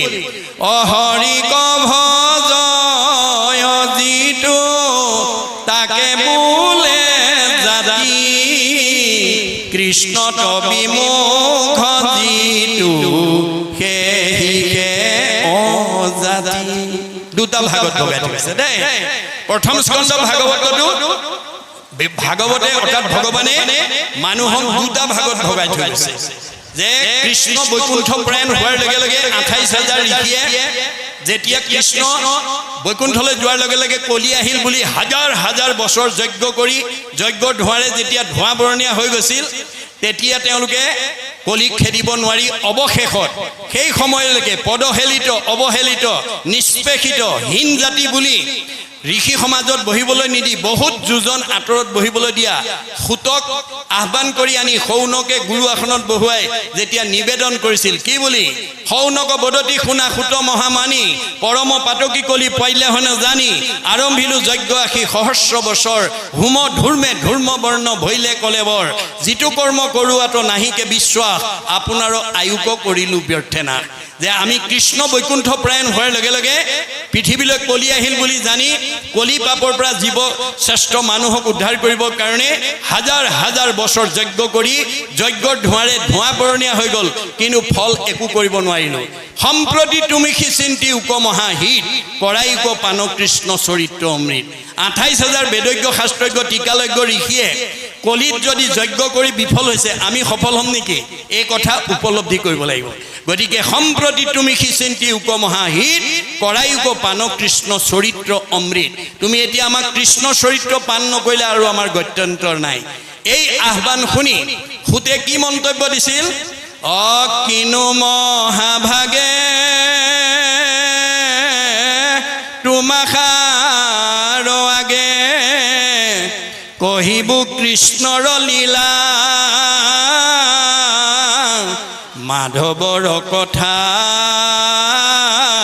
সম্যকে পুছিলা মোক জীৱদান দিলা। হে শৌনক প্ৰমুখ্যে 28,000 ঋষি, তোমালোকে আজি মোক আনি কৃষ্ণ কথা ক'বলৈ কৈ মোক জীয়া মানুহ কৰি তুলিলা। মই এই সময়লৈকে মৰা মানুহ হৈ আছিলোঁ। কৃষ্ণৰ কথাটো মোৰ মহালাভ আছে। কৃষ্ণৰ কীৰ্তনে জাতি অজাতি নাম আছে, দুটা ভাগ দেই, এটা জাতি আৰু এটা অজাতি। চৈতন্যপন্থীয়ে কৈছে মুচিও খুচি হয় যদি হৰিক ভজে, খুচিও মুচি হয় যদি হৰিক তেজে। মাধৱদেৱে ঘোষাত লিখিছে ৰাম বুলি তৰে মহা মহা অন্ত জাতি, যিটো নাম নলৱে হীনটো হীন আতি।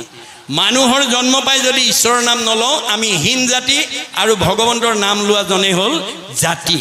গতিকে আমাক দুটা ভাগত ভগাই থৈ গৈছে। তাৰ পৰৱৰ্তী পদত কৈছে কি বুলি, যে ঘূৰকলি যুগে মল মতি মনুষ্যৰ নাহি আন ধৰ্ম হৰি কীৰ্তনত পৰ। এতিয়া আমি কলি যুগৰ মানুহ, এতিয়া আমাৰ মনবিলাক মলমতি বুলি কৈছে।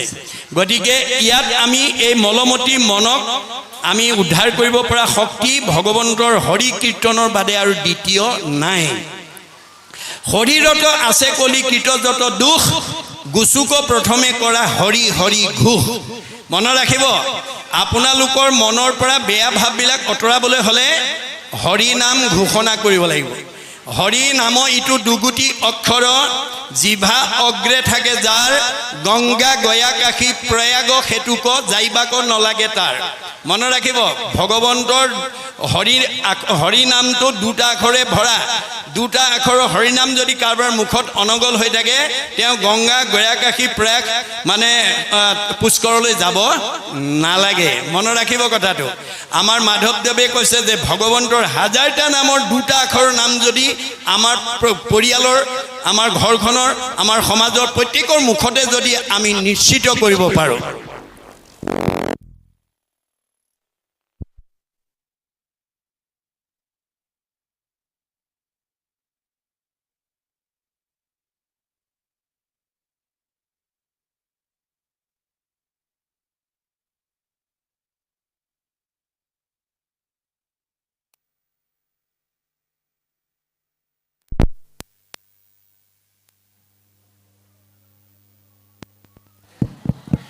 ভগৱানৰ 1000টা নামৰ পৰা এটা নাম যদি আমাৰ ঘৰখনৰ প্ৰত্যেকৰ মুখতে যদি আপোনালোকে নিশ্চিত কৰাব পাৰে, তেতিয়াহ'লে আমাৰ কোনো অমংগলে আমাক স্পৰ্শ কৰিব নোৱাৰে।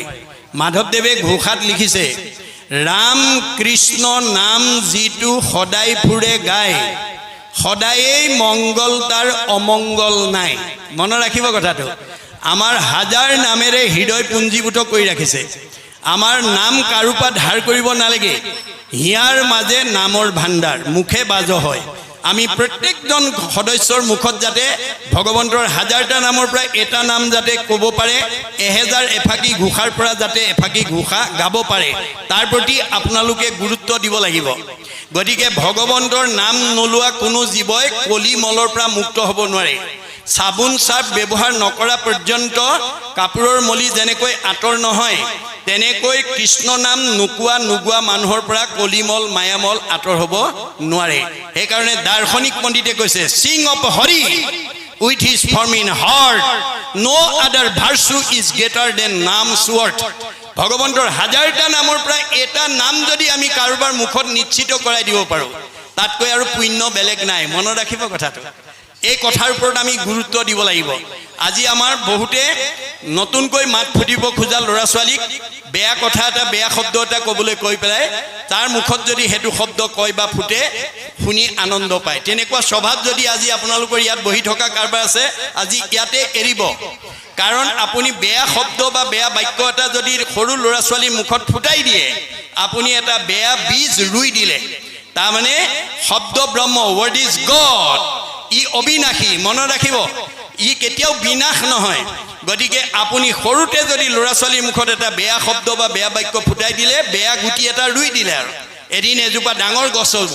তাৰ ফল আপোনালোকৰ ঘৰৰ পৰিয়াল, ওচৰ চুবুৰীয়াই খাব লাগিব। তাৰ মুখেদি বেয়া কথা, বেয়া মাত মানে নিশ্চিত হৈ থাকিব। তাৰ পৰিৱৰ্তে ভগৱন্তৰ হাজাৰটা নামৰ এটা নাম যাতে আমি ক'বলৈ যাতে সৰুতে আমি শিকাব পাৰোঁ, তাৰ প্ৰতি গুৰুত্ব দিব লাগিব। ৰাম বুলি কোৱা, কৃষ্ণ বুলি কোৱা, হৰি বুলি কোৱা, এই বুলি যদি হাজাৰটা নামৰ পৰা এটা নাম ফুটাব পাৰে, আপুনি ভাল বীজ এটা ৰুই দিলে। আৰু মনত ৰাখিব কথাটো। গতিকে এই কথাবোৰ নজনাৰ কাৰণে আজি আমাৰ পৰিয়ালতে বহুত ল'ৰা ছোৱালীৰ মুখত বেয়া কথা, বেয়া মাত আমি শুনিবলৈ পাওঁ। কাৰণ তেওঁ সৰুতেই তেনেকুৱা শব্দ বা তেনেকুৱা বাক্য শুনাইছে বা কোৱাইছে। এই তথ্য আমাৰ আছে। গতিকে আপুনি ধেমালিতেও ল'ৰা ছোৱালীক সাও সপনি নিদিব। ধেমালিতেও আনক অন্তৰত বেয়া পোৱা কথা নক'ব। শব্দ ব্ৰহ্ম, মনত ৰাখিব কথাটো। গতিকে গুৰুজনে কৈছে, তোমাৰ মুখৰ আগতে বিষ অকণমান পৰি আছে, তুমি নাজানি ধেমালিতে অমৃত বুলি খাই দিলা। বিহে ক'ব নেকি এওঁ ধেমালিতে খাইছে নামাৰো বুলি? বি ধেমালিতেই খাওক বা জানিয়ে খাওক বা নাজানিয়ে খাওক, বি খালে মানুহ মৰিবই। আপুনি এটা বেয়া শব্দ ধেমালিতে কওক বা সঁচাকৈ কওক, সি প্ৰতিক্ৰিয়া কৰিবই। যাৰ কাৰণে মহাপুৰুষ শংকৰদেৱৰ স্বহস্তে লিখা ভক্তি প্ৰদীপত এটা কাহিনী দেখুৱাই থৈ গৈছে। এদিন মানে গংগা নদীৰ পাৰে পাৰে চান্দালিনী আহি আছে। তাতে আকৌ পাৰতে সুশীল নামৰ ব্ৰাহ্মণ এজনে পূজা কৰি আছে। চান্দালিনীয়ে আহি পেলাই সুশীলক ক'লে, বোপা তুমি কাৰ পূজা কৰিছা? অ আই চান্দালিনী, মই বিষ্ণুতকৈও শ্ৰেষ্ঠ দেৱতা পূজা কৰিছোঁ। বিষ্ণুতকৈও শ্ৰেষ্ঠ দেৱতা পূজা কৰিছে? বিষ্ণুতকৈও শ্ৰেষ্ঠ। সেইজন কোন? ইন্দ্ৰ। উদ্ধবাহু হৈ ক'লে। লগে লগে চিহ কি শুনিলোঁ বুলি দুইখন কাণত ঠিলা দি দৌৰ মাৰি 108 বাৰ গংগাত বুৰ মাৰি বাঁহীটো শুদ্ধ কৰি দিলে। অৰ্থাৎ এতিয়া শব্দ ব্ৰহ্ম আমি বহি থকা ইমান সময় আমাৰ গাৰ নোমে নোমে চব সোমাই গৈছে। মনত ৰাখিব কথাটো। গতিকে 108 বাৰ বুৰ মাৰি বাঁহীটো শুদ্ধ কৰিলে, কিন্তু কাণেদি সেই শব্দটো গুচি গ'ল। তাৰ প্ৰতিক্ৰিয়াৰ পৰা নিজক বচাবৰ কাৰণে পাৰতে বহি কৃষ্ণ নাম জপ কৰি আছে। তেনেতে নাৰদ আহি ওলালেহি। নাৰদে আহি পেলাই কৈছে, আই চান্দালিনী তুমি তিতা বস্তুৱে কি কৰিছা? বোপা কি ক'বা, আজি মোৰ বৰ ডাঙৰ দুৰ্ঘটনা। কি হ'ল? মই গংগাৰ পাৰে পাৰে আহি আছিলোঁ, সুশীলে পূজা কৰি আছিলে। কাৰ পূজা কৰা বুলি সুধিলোঁ, বিষ্ণুতকৈ শ্ৰেষ্ঠ দেৱতা বুলি ক'লে। সেইজন কোন বুলি সোধাত মানে ইন্দ্ৰ বুলি ক'লে। মই শুনাৰ লগে লগে কাণত ঠিলা দি 108 বাৰ বুৰ মাৰি বাঁহীটো শুদ্ধ কৰিলোঁ, কিন্তু কাণৰ ফুটাই দি শব্দটো গ'ল। তাৰ প্ৰতিক্ৰিয়াৰ পৰা নিজক বচাবৰ কাৰণে কৃষ্ণ নাম জপ কৰি আছে। নাৰদে ক'লে, কি কোৱা চান্দালিনী? যাক চুলে গা ধুব লাগে, যাৰ ছাঁটো গছকিলে অপবিত্ৰ হয়, যাৰ লগত সংলাপ কৰিলে অপবিত্ৰ হয়, তোমাক অপবিত্ৰ কৰিছে। এই কথাতে মই আশ্চৰ্য প্ৰকাশ কৰিছোঁ। তেতিয়া চান্দালিনীয়ে ক'লে, নাৰদ তুমি ঠিকেই কৈছা, কিন্তু মোৰ প্ৰাৰব্ধ কালত ভগৱানৰ ওচৰত এটা নিবেদন আছিল, আৰু সেই নিবেদনত তেওঁ অনুমোদন জনাই থৈছে। মোৰ নিবেদনটো আছিল কি? প্ৰভু, কৰ্মফলে জীৱা জন্ম হৌক সংসাৰত, তভু নচাৰোক চিত তো আচৰণত। কৰ্মফলে তুমি মোক শিৱসাগৰতে দিয়া বা যোৰহাটতে দিয়া, মানে ডিব্ৰুগড়তে দিয়া বা খকনগুৰিতে দিয়া, কৰ্মফলে য'তেই জন্ম দিয়া তাত মোৰ আপত্তি নাই, কিন্তু তাতেই থাকি যাতে তোমাৰ নাম ল'ব পাৰোঁ সেই কৃপা তুমি মোক কৰিব লাগিব। যে তুমি কোৱাৰ দৰে মই চান্দালিনীৰ গৰ্ভত কৰ্মফলে জন্ম গ্ৰহণ কৰিলোঁ সঁচা, কিন্তু কৃষ্ণেখি পৰম দেও সংসাৰতে সাৰ, পাতকীও তৰে মাত্ৰ নাম ললে যাৰ, সেই কৃষ্ণ এৰি যিটো আন দেৱ পূজৈ, পশুটো অধম সিটো একোৱে নুবুজৈ, হেন পাখণ্ডত মই কৰিলোঁ আলাপ, এতেকে সিজিল মোৰ অমোচন পাপ। বেয়া মানুহৰ লগত কথা পাতিলে আপুনি তাৰ শ্বেয়াৰ হোল্ডাৰ হ'ব লাগিব। মনত ৰাখিব কথাটো। আপোনালোকৰ ঘৰলৈ 4 প্ৰকাৰ মানুহ আহে দেই। মাধৱদেৱে চিনাকি কৰি দিছে। অধমে কেৱল দুখ, মধ্যমে দুখ গুণ কৰে বিশ্বাৰ, উত্তমে কেৱল গুণ, উত্তমে অল্প গুণ কৰে বিস্তাৰ। আপোনাৰ ঘৰলৈ অহা আলহী অতিথি বন্ধু বান্ধৱজনে আহিয়ে যদি সিধাই যদি পৰচৰ্চা পৰনিন্দা পৰসমালোচনা পাতিলে জানিব আচলজনে আহিল আৰু তাক যিমান পাৰে সোনকালে চাহ তামোল অকণ খুৱাই পঠিয়াই দিব নহ'লে যদি বেয়া পায় বুলি হয় খলাগি থাকে তাকো সম্ভাষণ যিজনে কৰে আজন্মৰ পুণ্য তেখনে হৰে মনত ৰাখিব কথা আপোনাৰ সঞ্চিত পুণ্য নষ্ট হৈ যাব আৰু আপুনি তাৰ শ্বেয়াৰ হোল্ডাৰ হ'ব লাগিব বেয়া মানুহে কৰা পাপৰ অংশীদাৰ হ'ব লাগিব সেইকাৰণে আমাক গীতা ভাগৱতে কেৱল নিয়মৰ কথা কৈ আছে দেই আমাৰ নীতি সদাচাৰ জীৱনশৈলীৰ পদ্ধতিৰ কথা কৈ আছে কিন্তু কওঁতে কাহিনী উপকাহিনী আখ্যান উপাখ্যানৰ মাজেদি কৈ আছে গতিকে আমি ভাগৱত শুনি কি কাৰণে শুনিবলৈ আহিব লাগে বেয়া এৰি ভাল ল'বৰ কাৰণে বেয়া এৰি ভাল লোৱাটোৱেই বৈজ্ঞানিক দৃষ্টিভংগী ভাগৱতে মাত্ৰ দুটা দিশ দেখুৱাইছে এটা পোহৰ এটা আন্ধাৰ এটা দিন এটা ৰাতি এটা ভাল এটা বেয়া এটা আগম এটা নিগম এটা প্ৰবৃত্তি এটা নিবৃত্তি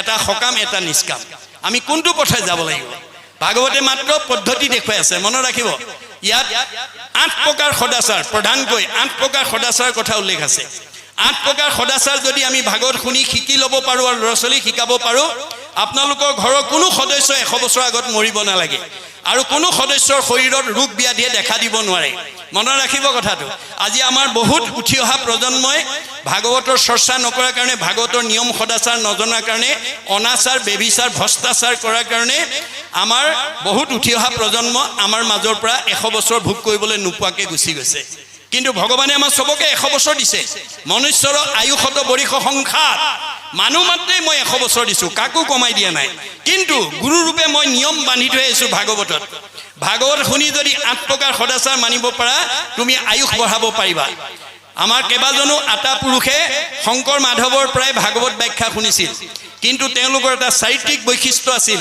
গুৰুতকৈ শিষ্য জ্ঞান খুচৰি লয় জ্ঞান নজনা কথাবোৰ সব শিকি ল'লে শিকাওঁতা মাধৱদেৱ 107 বছৰ জীয়াই থাকিলে শিকাওঁতা শংকৰদেৱ 120 বছৰ জীয়াই থাকিলে তেওঁলোকৰ পৰা শিক্ষা লোৱা বদলা এটা 130 বছৰ ৰাম আটাই 140 বছৰ মথুৰা দাস আটাই 151 বছৰলৈ আয়ুস বঢ়ালে ভগৱানে দিয়া বয়স 100 বছৰে আছিলে এই উপৰঞ্চি বয়সবিলাক কাৰ পৰা পালে যিবিলাকে অনাচাৰ বেবিচাৰ ভ্ৰষ্টাচাৰ কৰিব মনত ৰাখিব আপোনালোকৰ 1 নম্বৰ খকনগুৰি গাঁৱৰ আটাইতকৈ বেছি বয়স পোৱা মতা মানুহ কোন আছে আৰু আটাইতকৈ বেছি বয়স পোৱা মাইকী মানুহ কোন আছে এবাৰ চাই লওক তেতিয়া ভাগৱতৰ দৰ্শনটো দেখা পাব যে খকনগুৰি যিজন মতা মানুহ নীতি সদাচাৰী আৰু ঈশ্বৰৰ প্ৰতি ভক্তি আছে তেওঁ আনবিলাকতকৈ আয়ুস বঢ়াব পাৰিব মাইকী মানুহ যিগৰাকী নীতি সদাচাৰী আৰু মানে ঈশ্বৰৰ প্ৰতি ভক্তি আছে তেওঁ অন্য মাইকী মানুহতকৈ আয়ুস বঢ়াব পাৰিব মনত ৰাখিব কথাটো যাৰ ভক্তি আৰু নীতি সদাচাৰ নাই সি কেতিয়াও 100 বছৰ ভোগ কৰিবলৈ নাপায় সেইকাৰণে কৈছে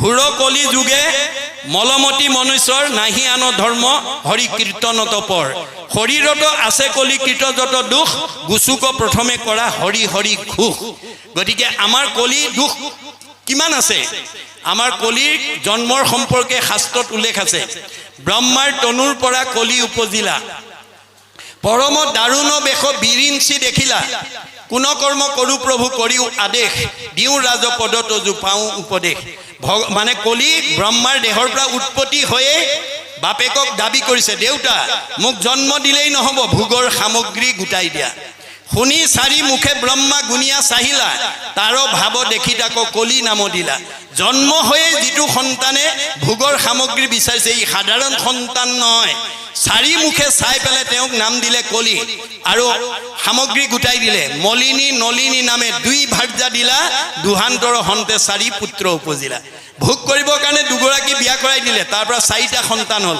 কি সন্তান কাম ক্ৰোধ লোভ মোহ 4 পুত্ৰ জাত কলিৰ পুতেককেইটাৰ নাম কাম ক্ৰোধ লোভ মোহ আপোনালোকৰো জন্ম দিছে নেকি চাব কাম ক্ৰোধ লোভ মোহ 4 পুত্ৰ জাত গৰ্ব অহংকাৰ 2 মন্ত্ৰী যে সাক্ষাৎ গৰ্ব আৰু অহংকাৰ বুদ্ধি দিয়া মন্ত্ৰী দম্ভ দেশ ইৰিকা অসূয়াক 4 জন সেনাপতি পাতি দিলে ব্ৰহ্মাৰ বচনে কিজন আগ্ৰনোৱা হিংসা পৈক্ষন্য ইৰিকা মদ মৎসৰ লহকৰ পাতি দিলা কলি দুৰ্মদক একেটাক লগৰীয়া পাতি দিলে এই সেই কলি পৰিয়ালৰ 16 জনীয়া সদস্য ক'ত থাকে মনৰ লগত থাকে এই 16 জন তৰিব নোৱাৰে লোক এই হে কাৰণ যাৰ মনত এই 16টা কলিৰ বেয়া গুণে প্ৰতিষ্ঠা হৈ থাকিব সি আজিৰ দৰে অনুষ্ঠানলৈ আহিব নোৱাৰে ভাল চিন্তা কৰিব নোৱাৰে ভাল কাম কৰিব নোৱাৰে সদায় তেওঁ বেয়া জেগালৈ যাব বেয়া চিন্তা কৰিব বেয়া কৰ্ম কৰিব গতিকে এইকেইটা হৈছে আমাৰ মনৰ এটা পিঠিৰ মল, আনটো পিঠিত মায়ামল। মায়াৰো 16টা বেয়া গুণ বুলি পেলাই শাস্ত্ৰত কৈছে। দম্ভ, দৰ্প, পৰ নিন্দা, অভিমান, তিৰস্কাৰ, লোভ, মোহ, কাম, ক্ৰোধ, গৰ্ব, অহংকাৰ, হিংসা, কামনা, আশা, হঠ, বেভিচাৰ, এহি 16 গোটা পুত্ৰ জানিবা মায়াৰ। ক'ত থাকে? মনৰ লগতো থাকে এহি 16 জন, তৰিবে নোৱাৰে লোক এহিহে কাৰণ। এতিয়া মায়াৰ 16টা, কলিৰ 16টা, 2 খোলং 32টা। 32টা বেয়া ভাৱে যাৰ মনত অধিষ্ঠান কৰিব সি কেতিয়াও ঈশ্বৰৰ ভক্তি কৰি ভাল জীৱন আগুৱাই নিব নোৱাৰিব। যে এই 32টা বেয়া মল আমি মাৰিব লাগিব, অৰ্থাৎ সংস্কাৰ কৰিব লাগিব। কেনেকৈ? আমাৰ এই কলি মলকেইটা মাৰিবলৈ হ'লে মানে মাকে সুধিছে, বোপাই ইয়াৰ পৰা মই কেনেকৈ উদ্ধাৰ হ'ম? মা, উপায় এটা আছে। মনশুদ্ধি আদি কৰি যতেক আশ্ৰয় সৎসংগ সবাৰো মূল জানিবা নিশ্চয়। আজিৰ দৰে সৎসংগ লৈ আহিব লাগিব। জীৱেৰ দুৰ্ভেদ্য পাশ সংগক কহয়, কিন্তু দুৰ্জনৰ সং তেজিবে লাগয়। মা, তুমি যদি জীৱনত ভাল মানুহ হ'ব খুজিছা, বেয়া মানুহৰ সংগ ত্যাগ কৰিবা। সেই সংগ নিতে যদি কৰে সাধুত, মুখ্যৰ দুৱাৰ দেৱে শুৱে মুকুট। আজিৰ দৰে সাধুৰ সংগত যদি আমি সংগ ল'ব পাৰোঁ, তেতিয়া চতুৰ্বৰ্গ সাধনৰ দুৱাৰখন ইয়াতেই খুলি যাব। কেনেকৈ? শ্ৰৱণ কীৰ্তনে আৰু বৈকুণ্ঠক যায়, ধৰ্ম অৰ্থ কাম মুখ্য সবে আত পায়। চব ইয়াতে আছে। কপিলে মাকে কৈছে, মাকক কপিলে কৈছে, মা, স্বৰ্গ নৰক দুইকো ঐত দেখা আই, কতো সুখে কতো দুখতে প্ৰাণ যায়। ভাগৱত নুশুনাৰ কাৰণে একেখন গাঁৱতে কিছুমানে দুখ বেদনাত কটাইছে, কোনোবাই সুখ শান্তিত কটাইছে। গতিকে ভাগৱত নুশুনা মানুহে কেতিয়াও জীৱনৰ পথটো শুদ্ধভাৱে যাব নোৱাৰিব। গতিকে ভাগৱতে আমাৰ পথ নিৰ্দেশনা দি আছে। এই কথাখিনি আমি জানিবৰ কাৰণে আপোনালোকৰ আঞ্চলিক জিলা তথা প্ৰাথমিক শাখাই এই নামঘৰ থকা পৰ্যন্ত যদি সাপ্তাহিকভাৱে হয়, পষেকীয়াভাৱে হয়, যদি এই ভাগৱত অনুষ্ঠান অনুষ্ঠিত কৰি প্ৰথম স্কন্ধৰ পৰা দ্বাদশ স্কন্ধ ভাগৱত যদি আমাৰ এইখন গাঁৱলৈ অহা জীৱবিলাকক শুনাব পাৰে, তেওঁলোক সকলো পৰীক্ষিতৰ দৰে গতি পাব।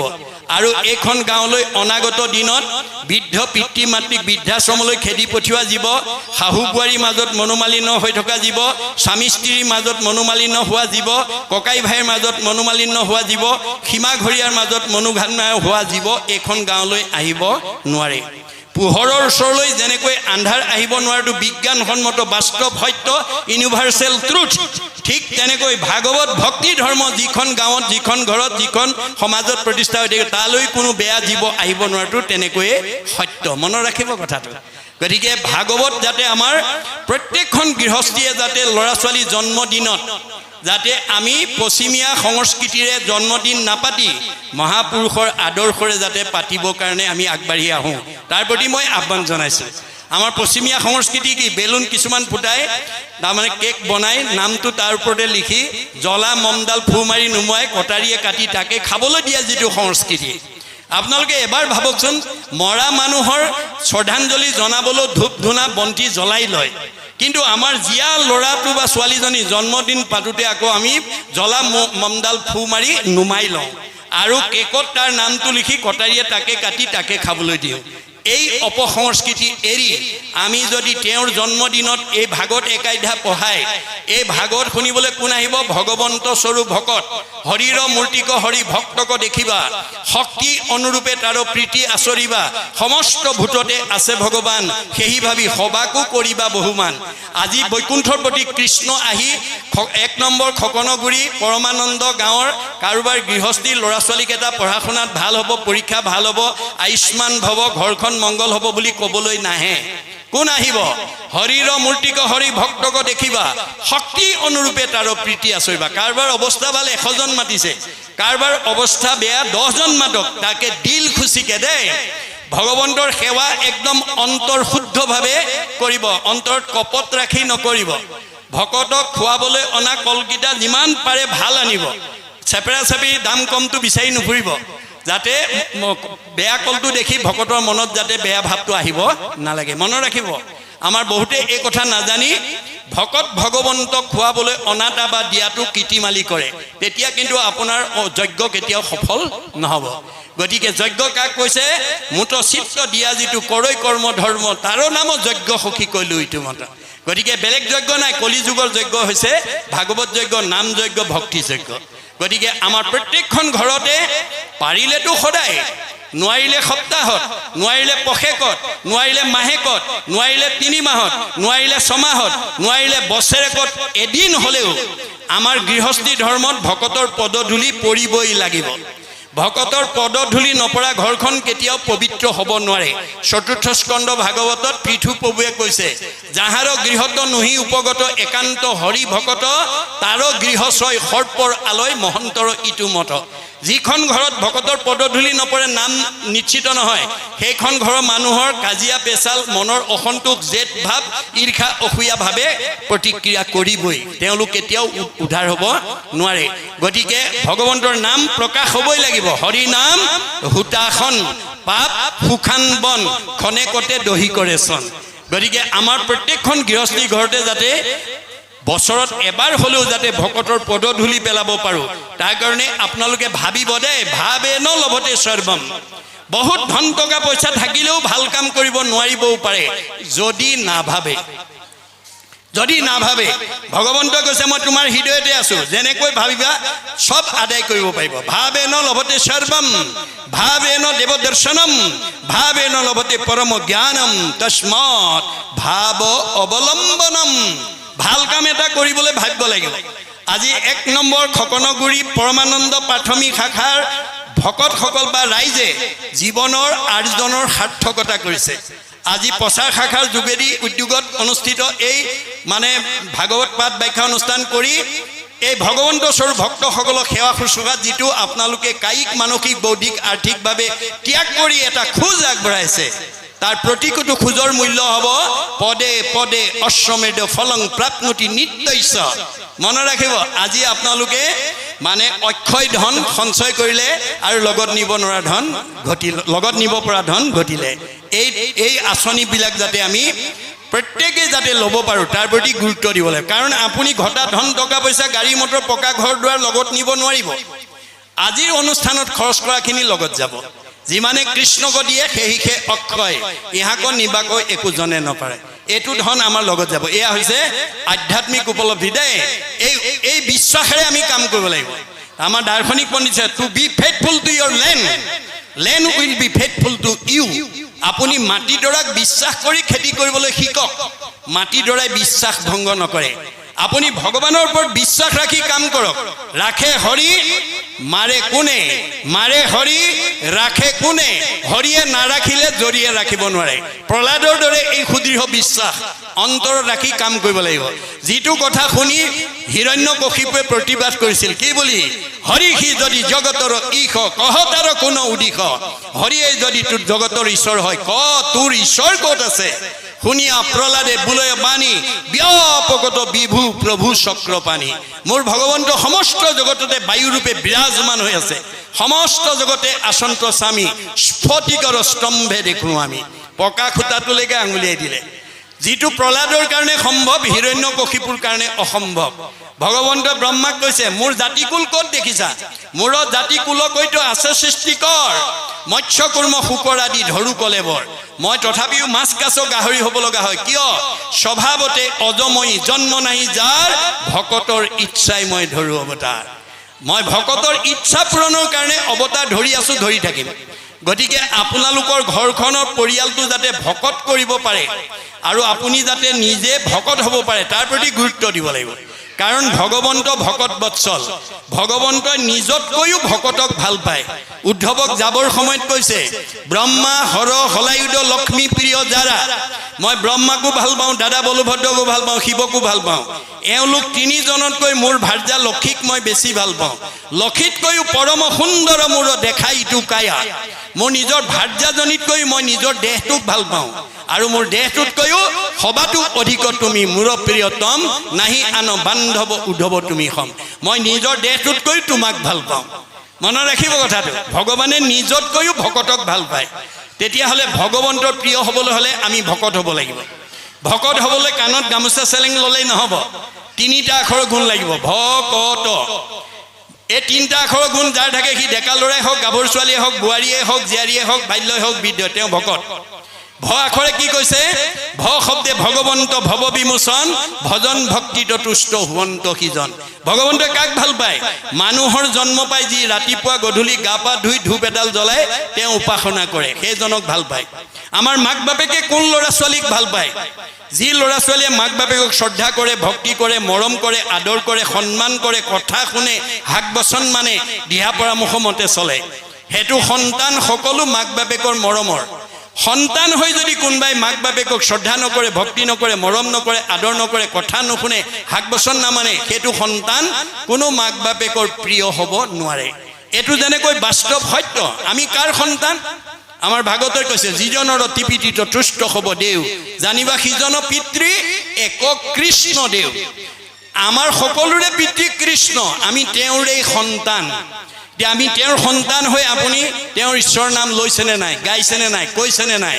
তাৰ ওপৰতে আপোনাৰ শাৰীৰিক মানসিক বৌদ্ধিক বিকাশ নিৰ্ভৰ কৰিব আমাৰ বিশ্ববিখ্যাত নাট্যকাৰ শেক্সপিয়াৰে কৈছে mind can be purified by the music body can be purified by the exercise both body and mind can be purified by the dance ji manuhe lokogit gabo borgit gabo Ghosha gabo কীৰ্তন gabo প্ৰাৰ্থনা কৰিব তাৰ মগজটো শুদ্ধ হৈ থাকিব যি ভগতৰ লগত বাৱৈ হাত তালি যিটো কৰিয়া কীৰ্তন মোৰ প্ৰেম ভাৱত যাৰ আকুল ভৈল মন মাটিত লুটাৰি পৰে যিটো মহাশয় সত্যে সত্যে গৈলু সখী তাহাতে বিক্ৰয় যি মানুহে হাত চাপৰি বাই ঈশ্বৰ নাম লয় তেওঁ শৰীৰ শুদ্ধ হয় both body and mind can be purified by the dance নৃত্য কৰিলে শৰীৰ মন দুইটাই শুদ্ধ হয় আমাৰ গুৰুজনৰ মতে এই খকনগুৰি 1 নম্বৰ বুঢ়া নামঘৰটো ধুনীয়াকৈ পকাৰে বনাই থলেই নহব খকনগুৰি গাঁৱৰ বাসিন্দাসকলে জন্ম দিয়া ল'ৰা ছোৱালীবিলাকক ইয়ালৈকে আনি মহাপুৰুষ দুজনৰ ছখন 12খন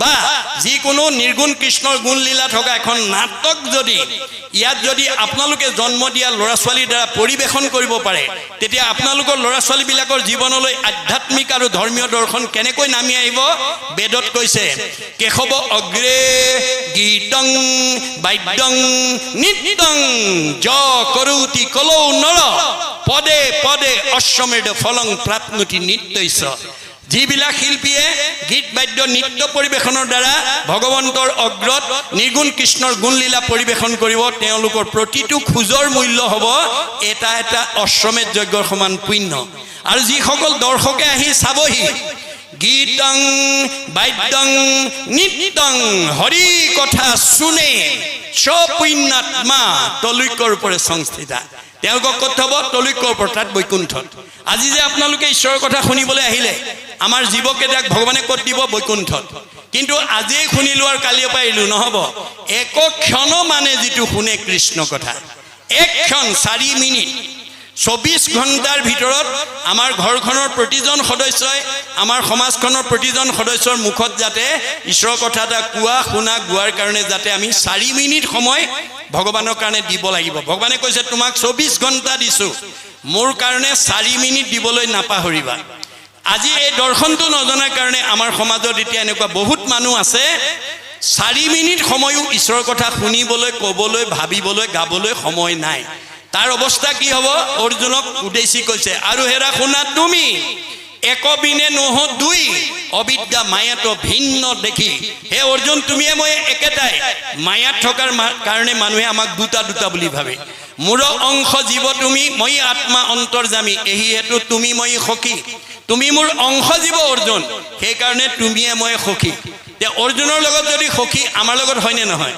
আমি তেওঁৰে জীৱ হয় নহয় তোমাৰে সেই অংশ আমি যত জীৱ যাক তোমাৰ মায়াই প্ৰভু বান্ধিলে আমাক এতিয়া তেওঁ মায়াই পাই তেওঁৰ কথা শুনিব পৰা আঁতৰি থাকো আমি ভগৱানক দাবী কৰিব লাগে দিও উপদেশ বজু তোমাৰ চৰণে কৰ্মৰ বন্ধন সিন্ধু শ্ৰৱণ কীৰ্তনে আমি যি কৰ্মবন্ধৰ কাৰণে সংসাৰলৈ বাৰে বাৰে আহিব লগা হৈছে ভাগৱত শুনাৰ লগে লগে ভিতৰতে হৃদয় গ্ৰন্থি সিদ্ধতে সৰ্বসংশয় বেদে কৈছে ভাগৱত শুনাৰ লগে লগে আমাৰ মানে কৰ্মবন্ধ গাঁঠিবিলাক খুলি যাব সংশয়বিলাক দূৰ হ'ব সেই কাৰণে আমি ভাগৱত শুনিবলৈ আহিব লাগে আৰু এই পৰিৱেশটো আমি ঘৰখনৰ পৰা ধৰি আমাৰ জিলাখনলৈকে আমি আগুৱাই লৈ যাব লাগে তেতিয়াহ'লে আমাৰ এইখন জিলাৰ সকলো মানুহ আধ্যাত্মিকমুখী হৈ যাব ধৰ্মমুখী হৈ যাব ইয়াতে আমি বৈকুণ্ঠৰ সুখ স্বৰ্গৰ ভোগ লাভ কৰিম আজি শাস্ত্ৰ নুশুনাৰ কাৰণে আমি শত্ৰু শূন্য হ'ব পৰা নাই আমাক বহুতে বেয়া পায় কিয় আজি একেখন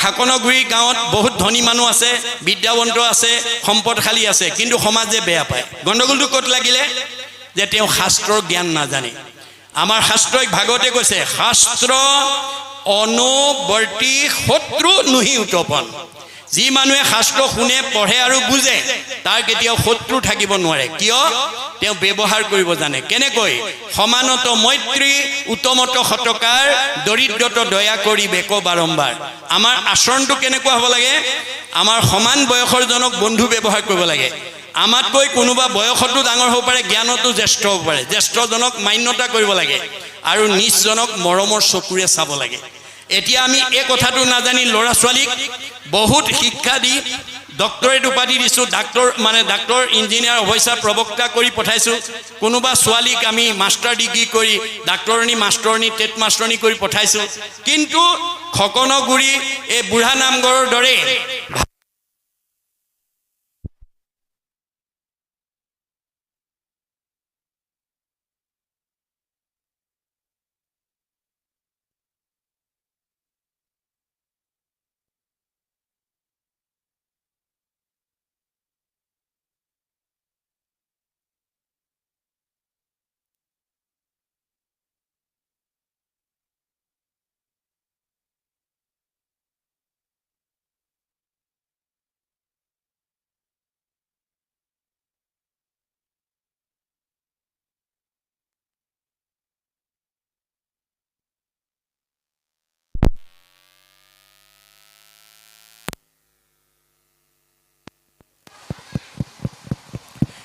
আজি আমাৰ বহুত পিতৃ মাতৃয়ে ল'ৰা ছোৱালীক উচ্চ শিক্ষা দি কাৰোবাক ডক্টৰেট উপাধি দিছে কোনোবা ডাক্তৰ ইঞ্জিনিয়াৰ অফিচাৰ প্ৰবক্তা হৈছে কিন্তু ভাগৱতৰ আধ্যাত্মিক জ্ঞান নথকাৰ কাৰণে পুথিগত ডিগ্ৰী আছে কিন্তু আধ্যাত্মিক জ্ঞান নথকাৰ কাৰণে বহুত ডিগ্ৰীধাৰী পুত্ৰই বৃদ্ধ পিতৃ মাতৃক বৃদ্ধ বয়সত বৃদ্ধাশ্ৰমলৈ খেদি পঠোৱা পৰিলক্ষিত হৈছে বহুত ছোৱালী ডিগ্ৰী দি বিয়া দিছে কিন্তু আধ্যাত্মিক শিক্ষা নিদিয়াৰ কাৰণে শহুৰ শাহুৰ বা দেউৰ ননন্দী প্ৰিয় হ'ব পৰা নাই সেইকাৰণে ৰামায়ণত জনক ৰজাই সীতাক শ্ৰীৰামচন্দ্ৰলৈ বিয়া দি বিদায়ৰ সময়তে এই নৈতিক জ্ঞান দি পঠিয়াইছে কি বুলি কৈছে আই সীতা তুমি মোৰ জুনিজাত সন্তান নোহোৱা তোমাক মই যজ্ঞভূমিত লাভ কৰিছোঁ যদিও যজ্ঞভূমিত লাভ কৰিছোঁ তুমি পিতৃ মাতৃ অতি মৰমৰ অতি স্নেহৰ অতি আদৰৰ অজনিকা তোমাক লভিলো যজ্ঞভূমি পিতৃৰ মাতৃৰ প্ৰিয়তম জীও তুমি যদিও মই যজ্ঞভূমিত পাইছোঁ তুমি পিতৃ মাতৃ এজনী মৰমৰ ছোৱালী ত্ৰিভুৱন নিৰূপমা তুমি মহাসতী পৰম দুৰ্লভ আতি লভিলা সুপতি তুমি ত্ৰিভুৱনৰ ভিতৰতে এজনী ধুনীয়া ছোৱালী আৰু এজন ধুনীয়া স্বামী লগ পালা আই সীতা স্বামীৰ সান্নিধ্য পালেই নহ'ব তোমাৰ দায়িত্ব আৰু কৰ্তব্য আছে কি সতী স্ত্ৰী সকলৰ স্বামীকে ভূষণ কদাচিতো নলংঘিবা স্বামীৰ বচন তুমি এজনী সতী তিৰোতা হিচাপে তোমাৰ প্ৰথম অলংকাৰ হ'ব স্বামী ভক্তি স্বামী বাক্য কেতিয়াও উলংঘা নকৰিবা স্বামীক নুসুধাকৈ কলৈকো নাযাবা স্বামীক আগতে খাবলৈ নিদিয়াকৈ তুমি নাখাবা গতিকে অকল স্বামী সেৱাতে আবদ্ধ হৈ নাথাকিবা একচিত্তে সেৱা কৰি বাহা সৰ্বক্ষণে কৰিবা শুশ্ৰূষা শশু শাহুৰ চৰণে স্বামীৰ উপৰিও শহুৰ শাহুৰকো যথোচিত শ্ৰদ্ধা ভক্তি মৰম চেনেহ কৰিবা অকল তাতেই সীমাবদ্ধ নাৰাখিবা নকৰিবা অৱহেলা দেউৰ সবক কৰিবা দয়া আতি সমস্ত জনক ঘৰত থকা দেউৰ ননন্দী জেঠাল বৰ্জনা যিমান আছে সকলোকে যথোচিতভাৱে মৰম চেনেহ শ্ৰদ্ধা ভক্তি কৰিবা তেতিয়া কি হ'ব তেবেতো শুদ্ধ যশ বাঢ়িব সংসাৰে ইহ পৰ লোকে সুখ মিলিব তোমাৰে তেতিয়া তোমাৰ আচৰণ ব্যৱহাৰ মৰম চেনেহত সন্তুষ্ট হৈ শহুৰ শাহুৰে সমাজক ক'ব মই 1 নম্বৰ খকনগুৰি পৰমানন্দ প্ৰাথমিকৰ পৰা এজনী ধুনীয়া ছোৱালী বিয়া কৰাই আনিলোঁ ধুনীয়া বোৱাৰী আনিলোঁ গতিকে এজনী ছোৱালীৰ আচৰণ ব্যৱহাৰে গাঁওখনৰ সমাজখনৰ পৰিয়ালৰ গৌৰৱ কঢ়িয়াই আনিব আৰু এইখন গাঁৱৰ পৰা ভৱিষ্যতে আৰু বহুত ছোৱালী বিয়া হৈ যোৱাৰ পথ প্ৰশস্ত হ'ব এয়া হৈছে ভাগৱতৰ মত এই ভাগৱতৰ আদৰ্শৰে যাতে আমি ল'ৰা ছোৱালীবিলাকক আগুৱাই নিব পাৰোঁ অকল ল'ৰা ছোৱালী জন্ম দিলেই নহ'ব ভক্তি জ্ঞান দিব লাগিব ল'ৰা ছোৱালী জন্ম দি সীমানতে সীমাবদ্ধ কৰিলে নহ'ব উপযুক্ত বয়সত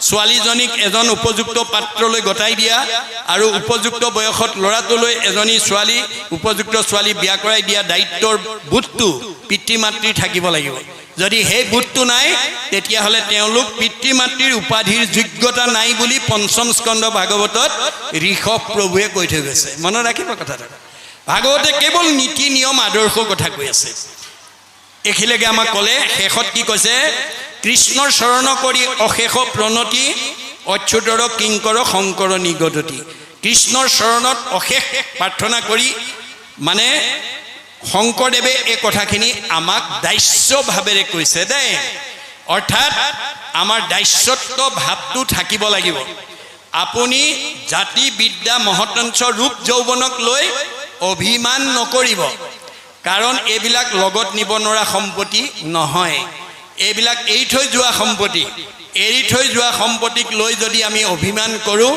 আমি কেতিয়াও সমাজৰ প্ৰিয় হ'ব নোৱাৰোঁ আপুনি সমাজৰ প্ৰিয় হ'বলৈ হ'লে আপুনি সমাজক নিজক প্ৰতিষ্ঠা কৰিবলৈ হ'লে শংকৰ মাধৱৰ আদৰ্শৰে আমি নিজকে দাস্যত্ব ভাৱেৰে আগবঢ়াই নিব লাগিব আমাৰ দাৰ্শনিক পণ্ডিতে কৈছে to become great one we must be humble আপুনি সমাজত নিজক প্ৰতিষ্ঠা কৰিবলৈ হ'লে আপুনি নম্ৰ স্বভাৱৰ হ'ব লাগিব অহংকাৰী মানুহক কোনেও ভাল নাপায় সমাজে যাক ভাল নাপায় ঈশ্বৰেও তাক ভাল নাপায় সমাজে যাক ভাল পায় ঈশ্বৰে তাক ভাল পায় সমাজৰ প্ৰিয় হ'বলৈ হ'লে আপুনি নম্ৰ স্বভাৱৰ দাস্যত্ব ভাৱৰ হ'বই লাগিব এই তথ্য আমাক দিলে এইখিলেকৈ মংগলাচৰণৰ যোগেদি এই নৈতিক শিক্ষাখিনি আমাক দিলে ইয়াৰ পিছত ভাগৱত ধৰ্ম কথন নামাকৰণে সৈতে আমাক কি ক'ব আমি আকৌ পুনৰ পদবন্ধে আলোচনা কৰিম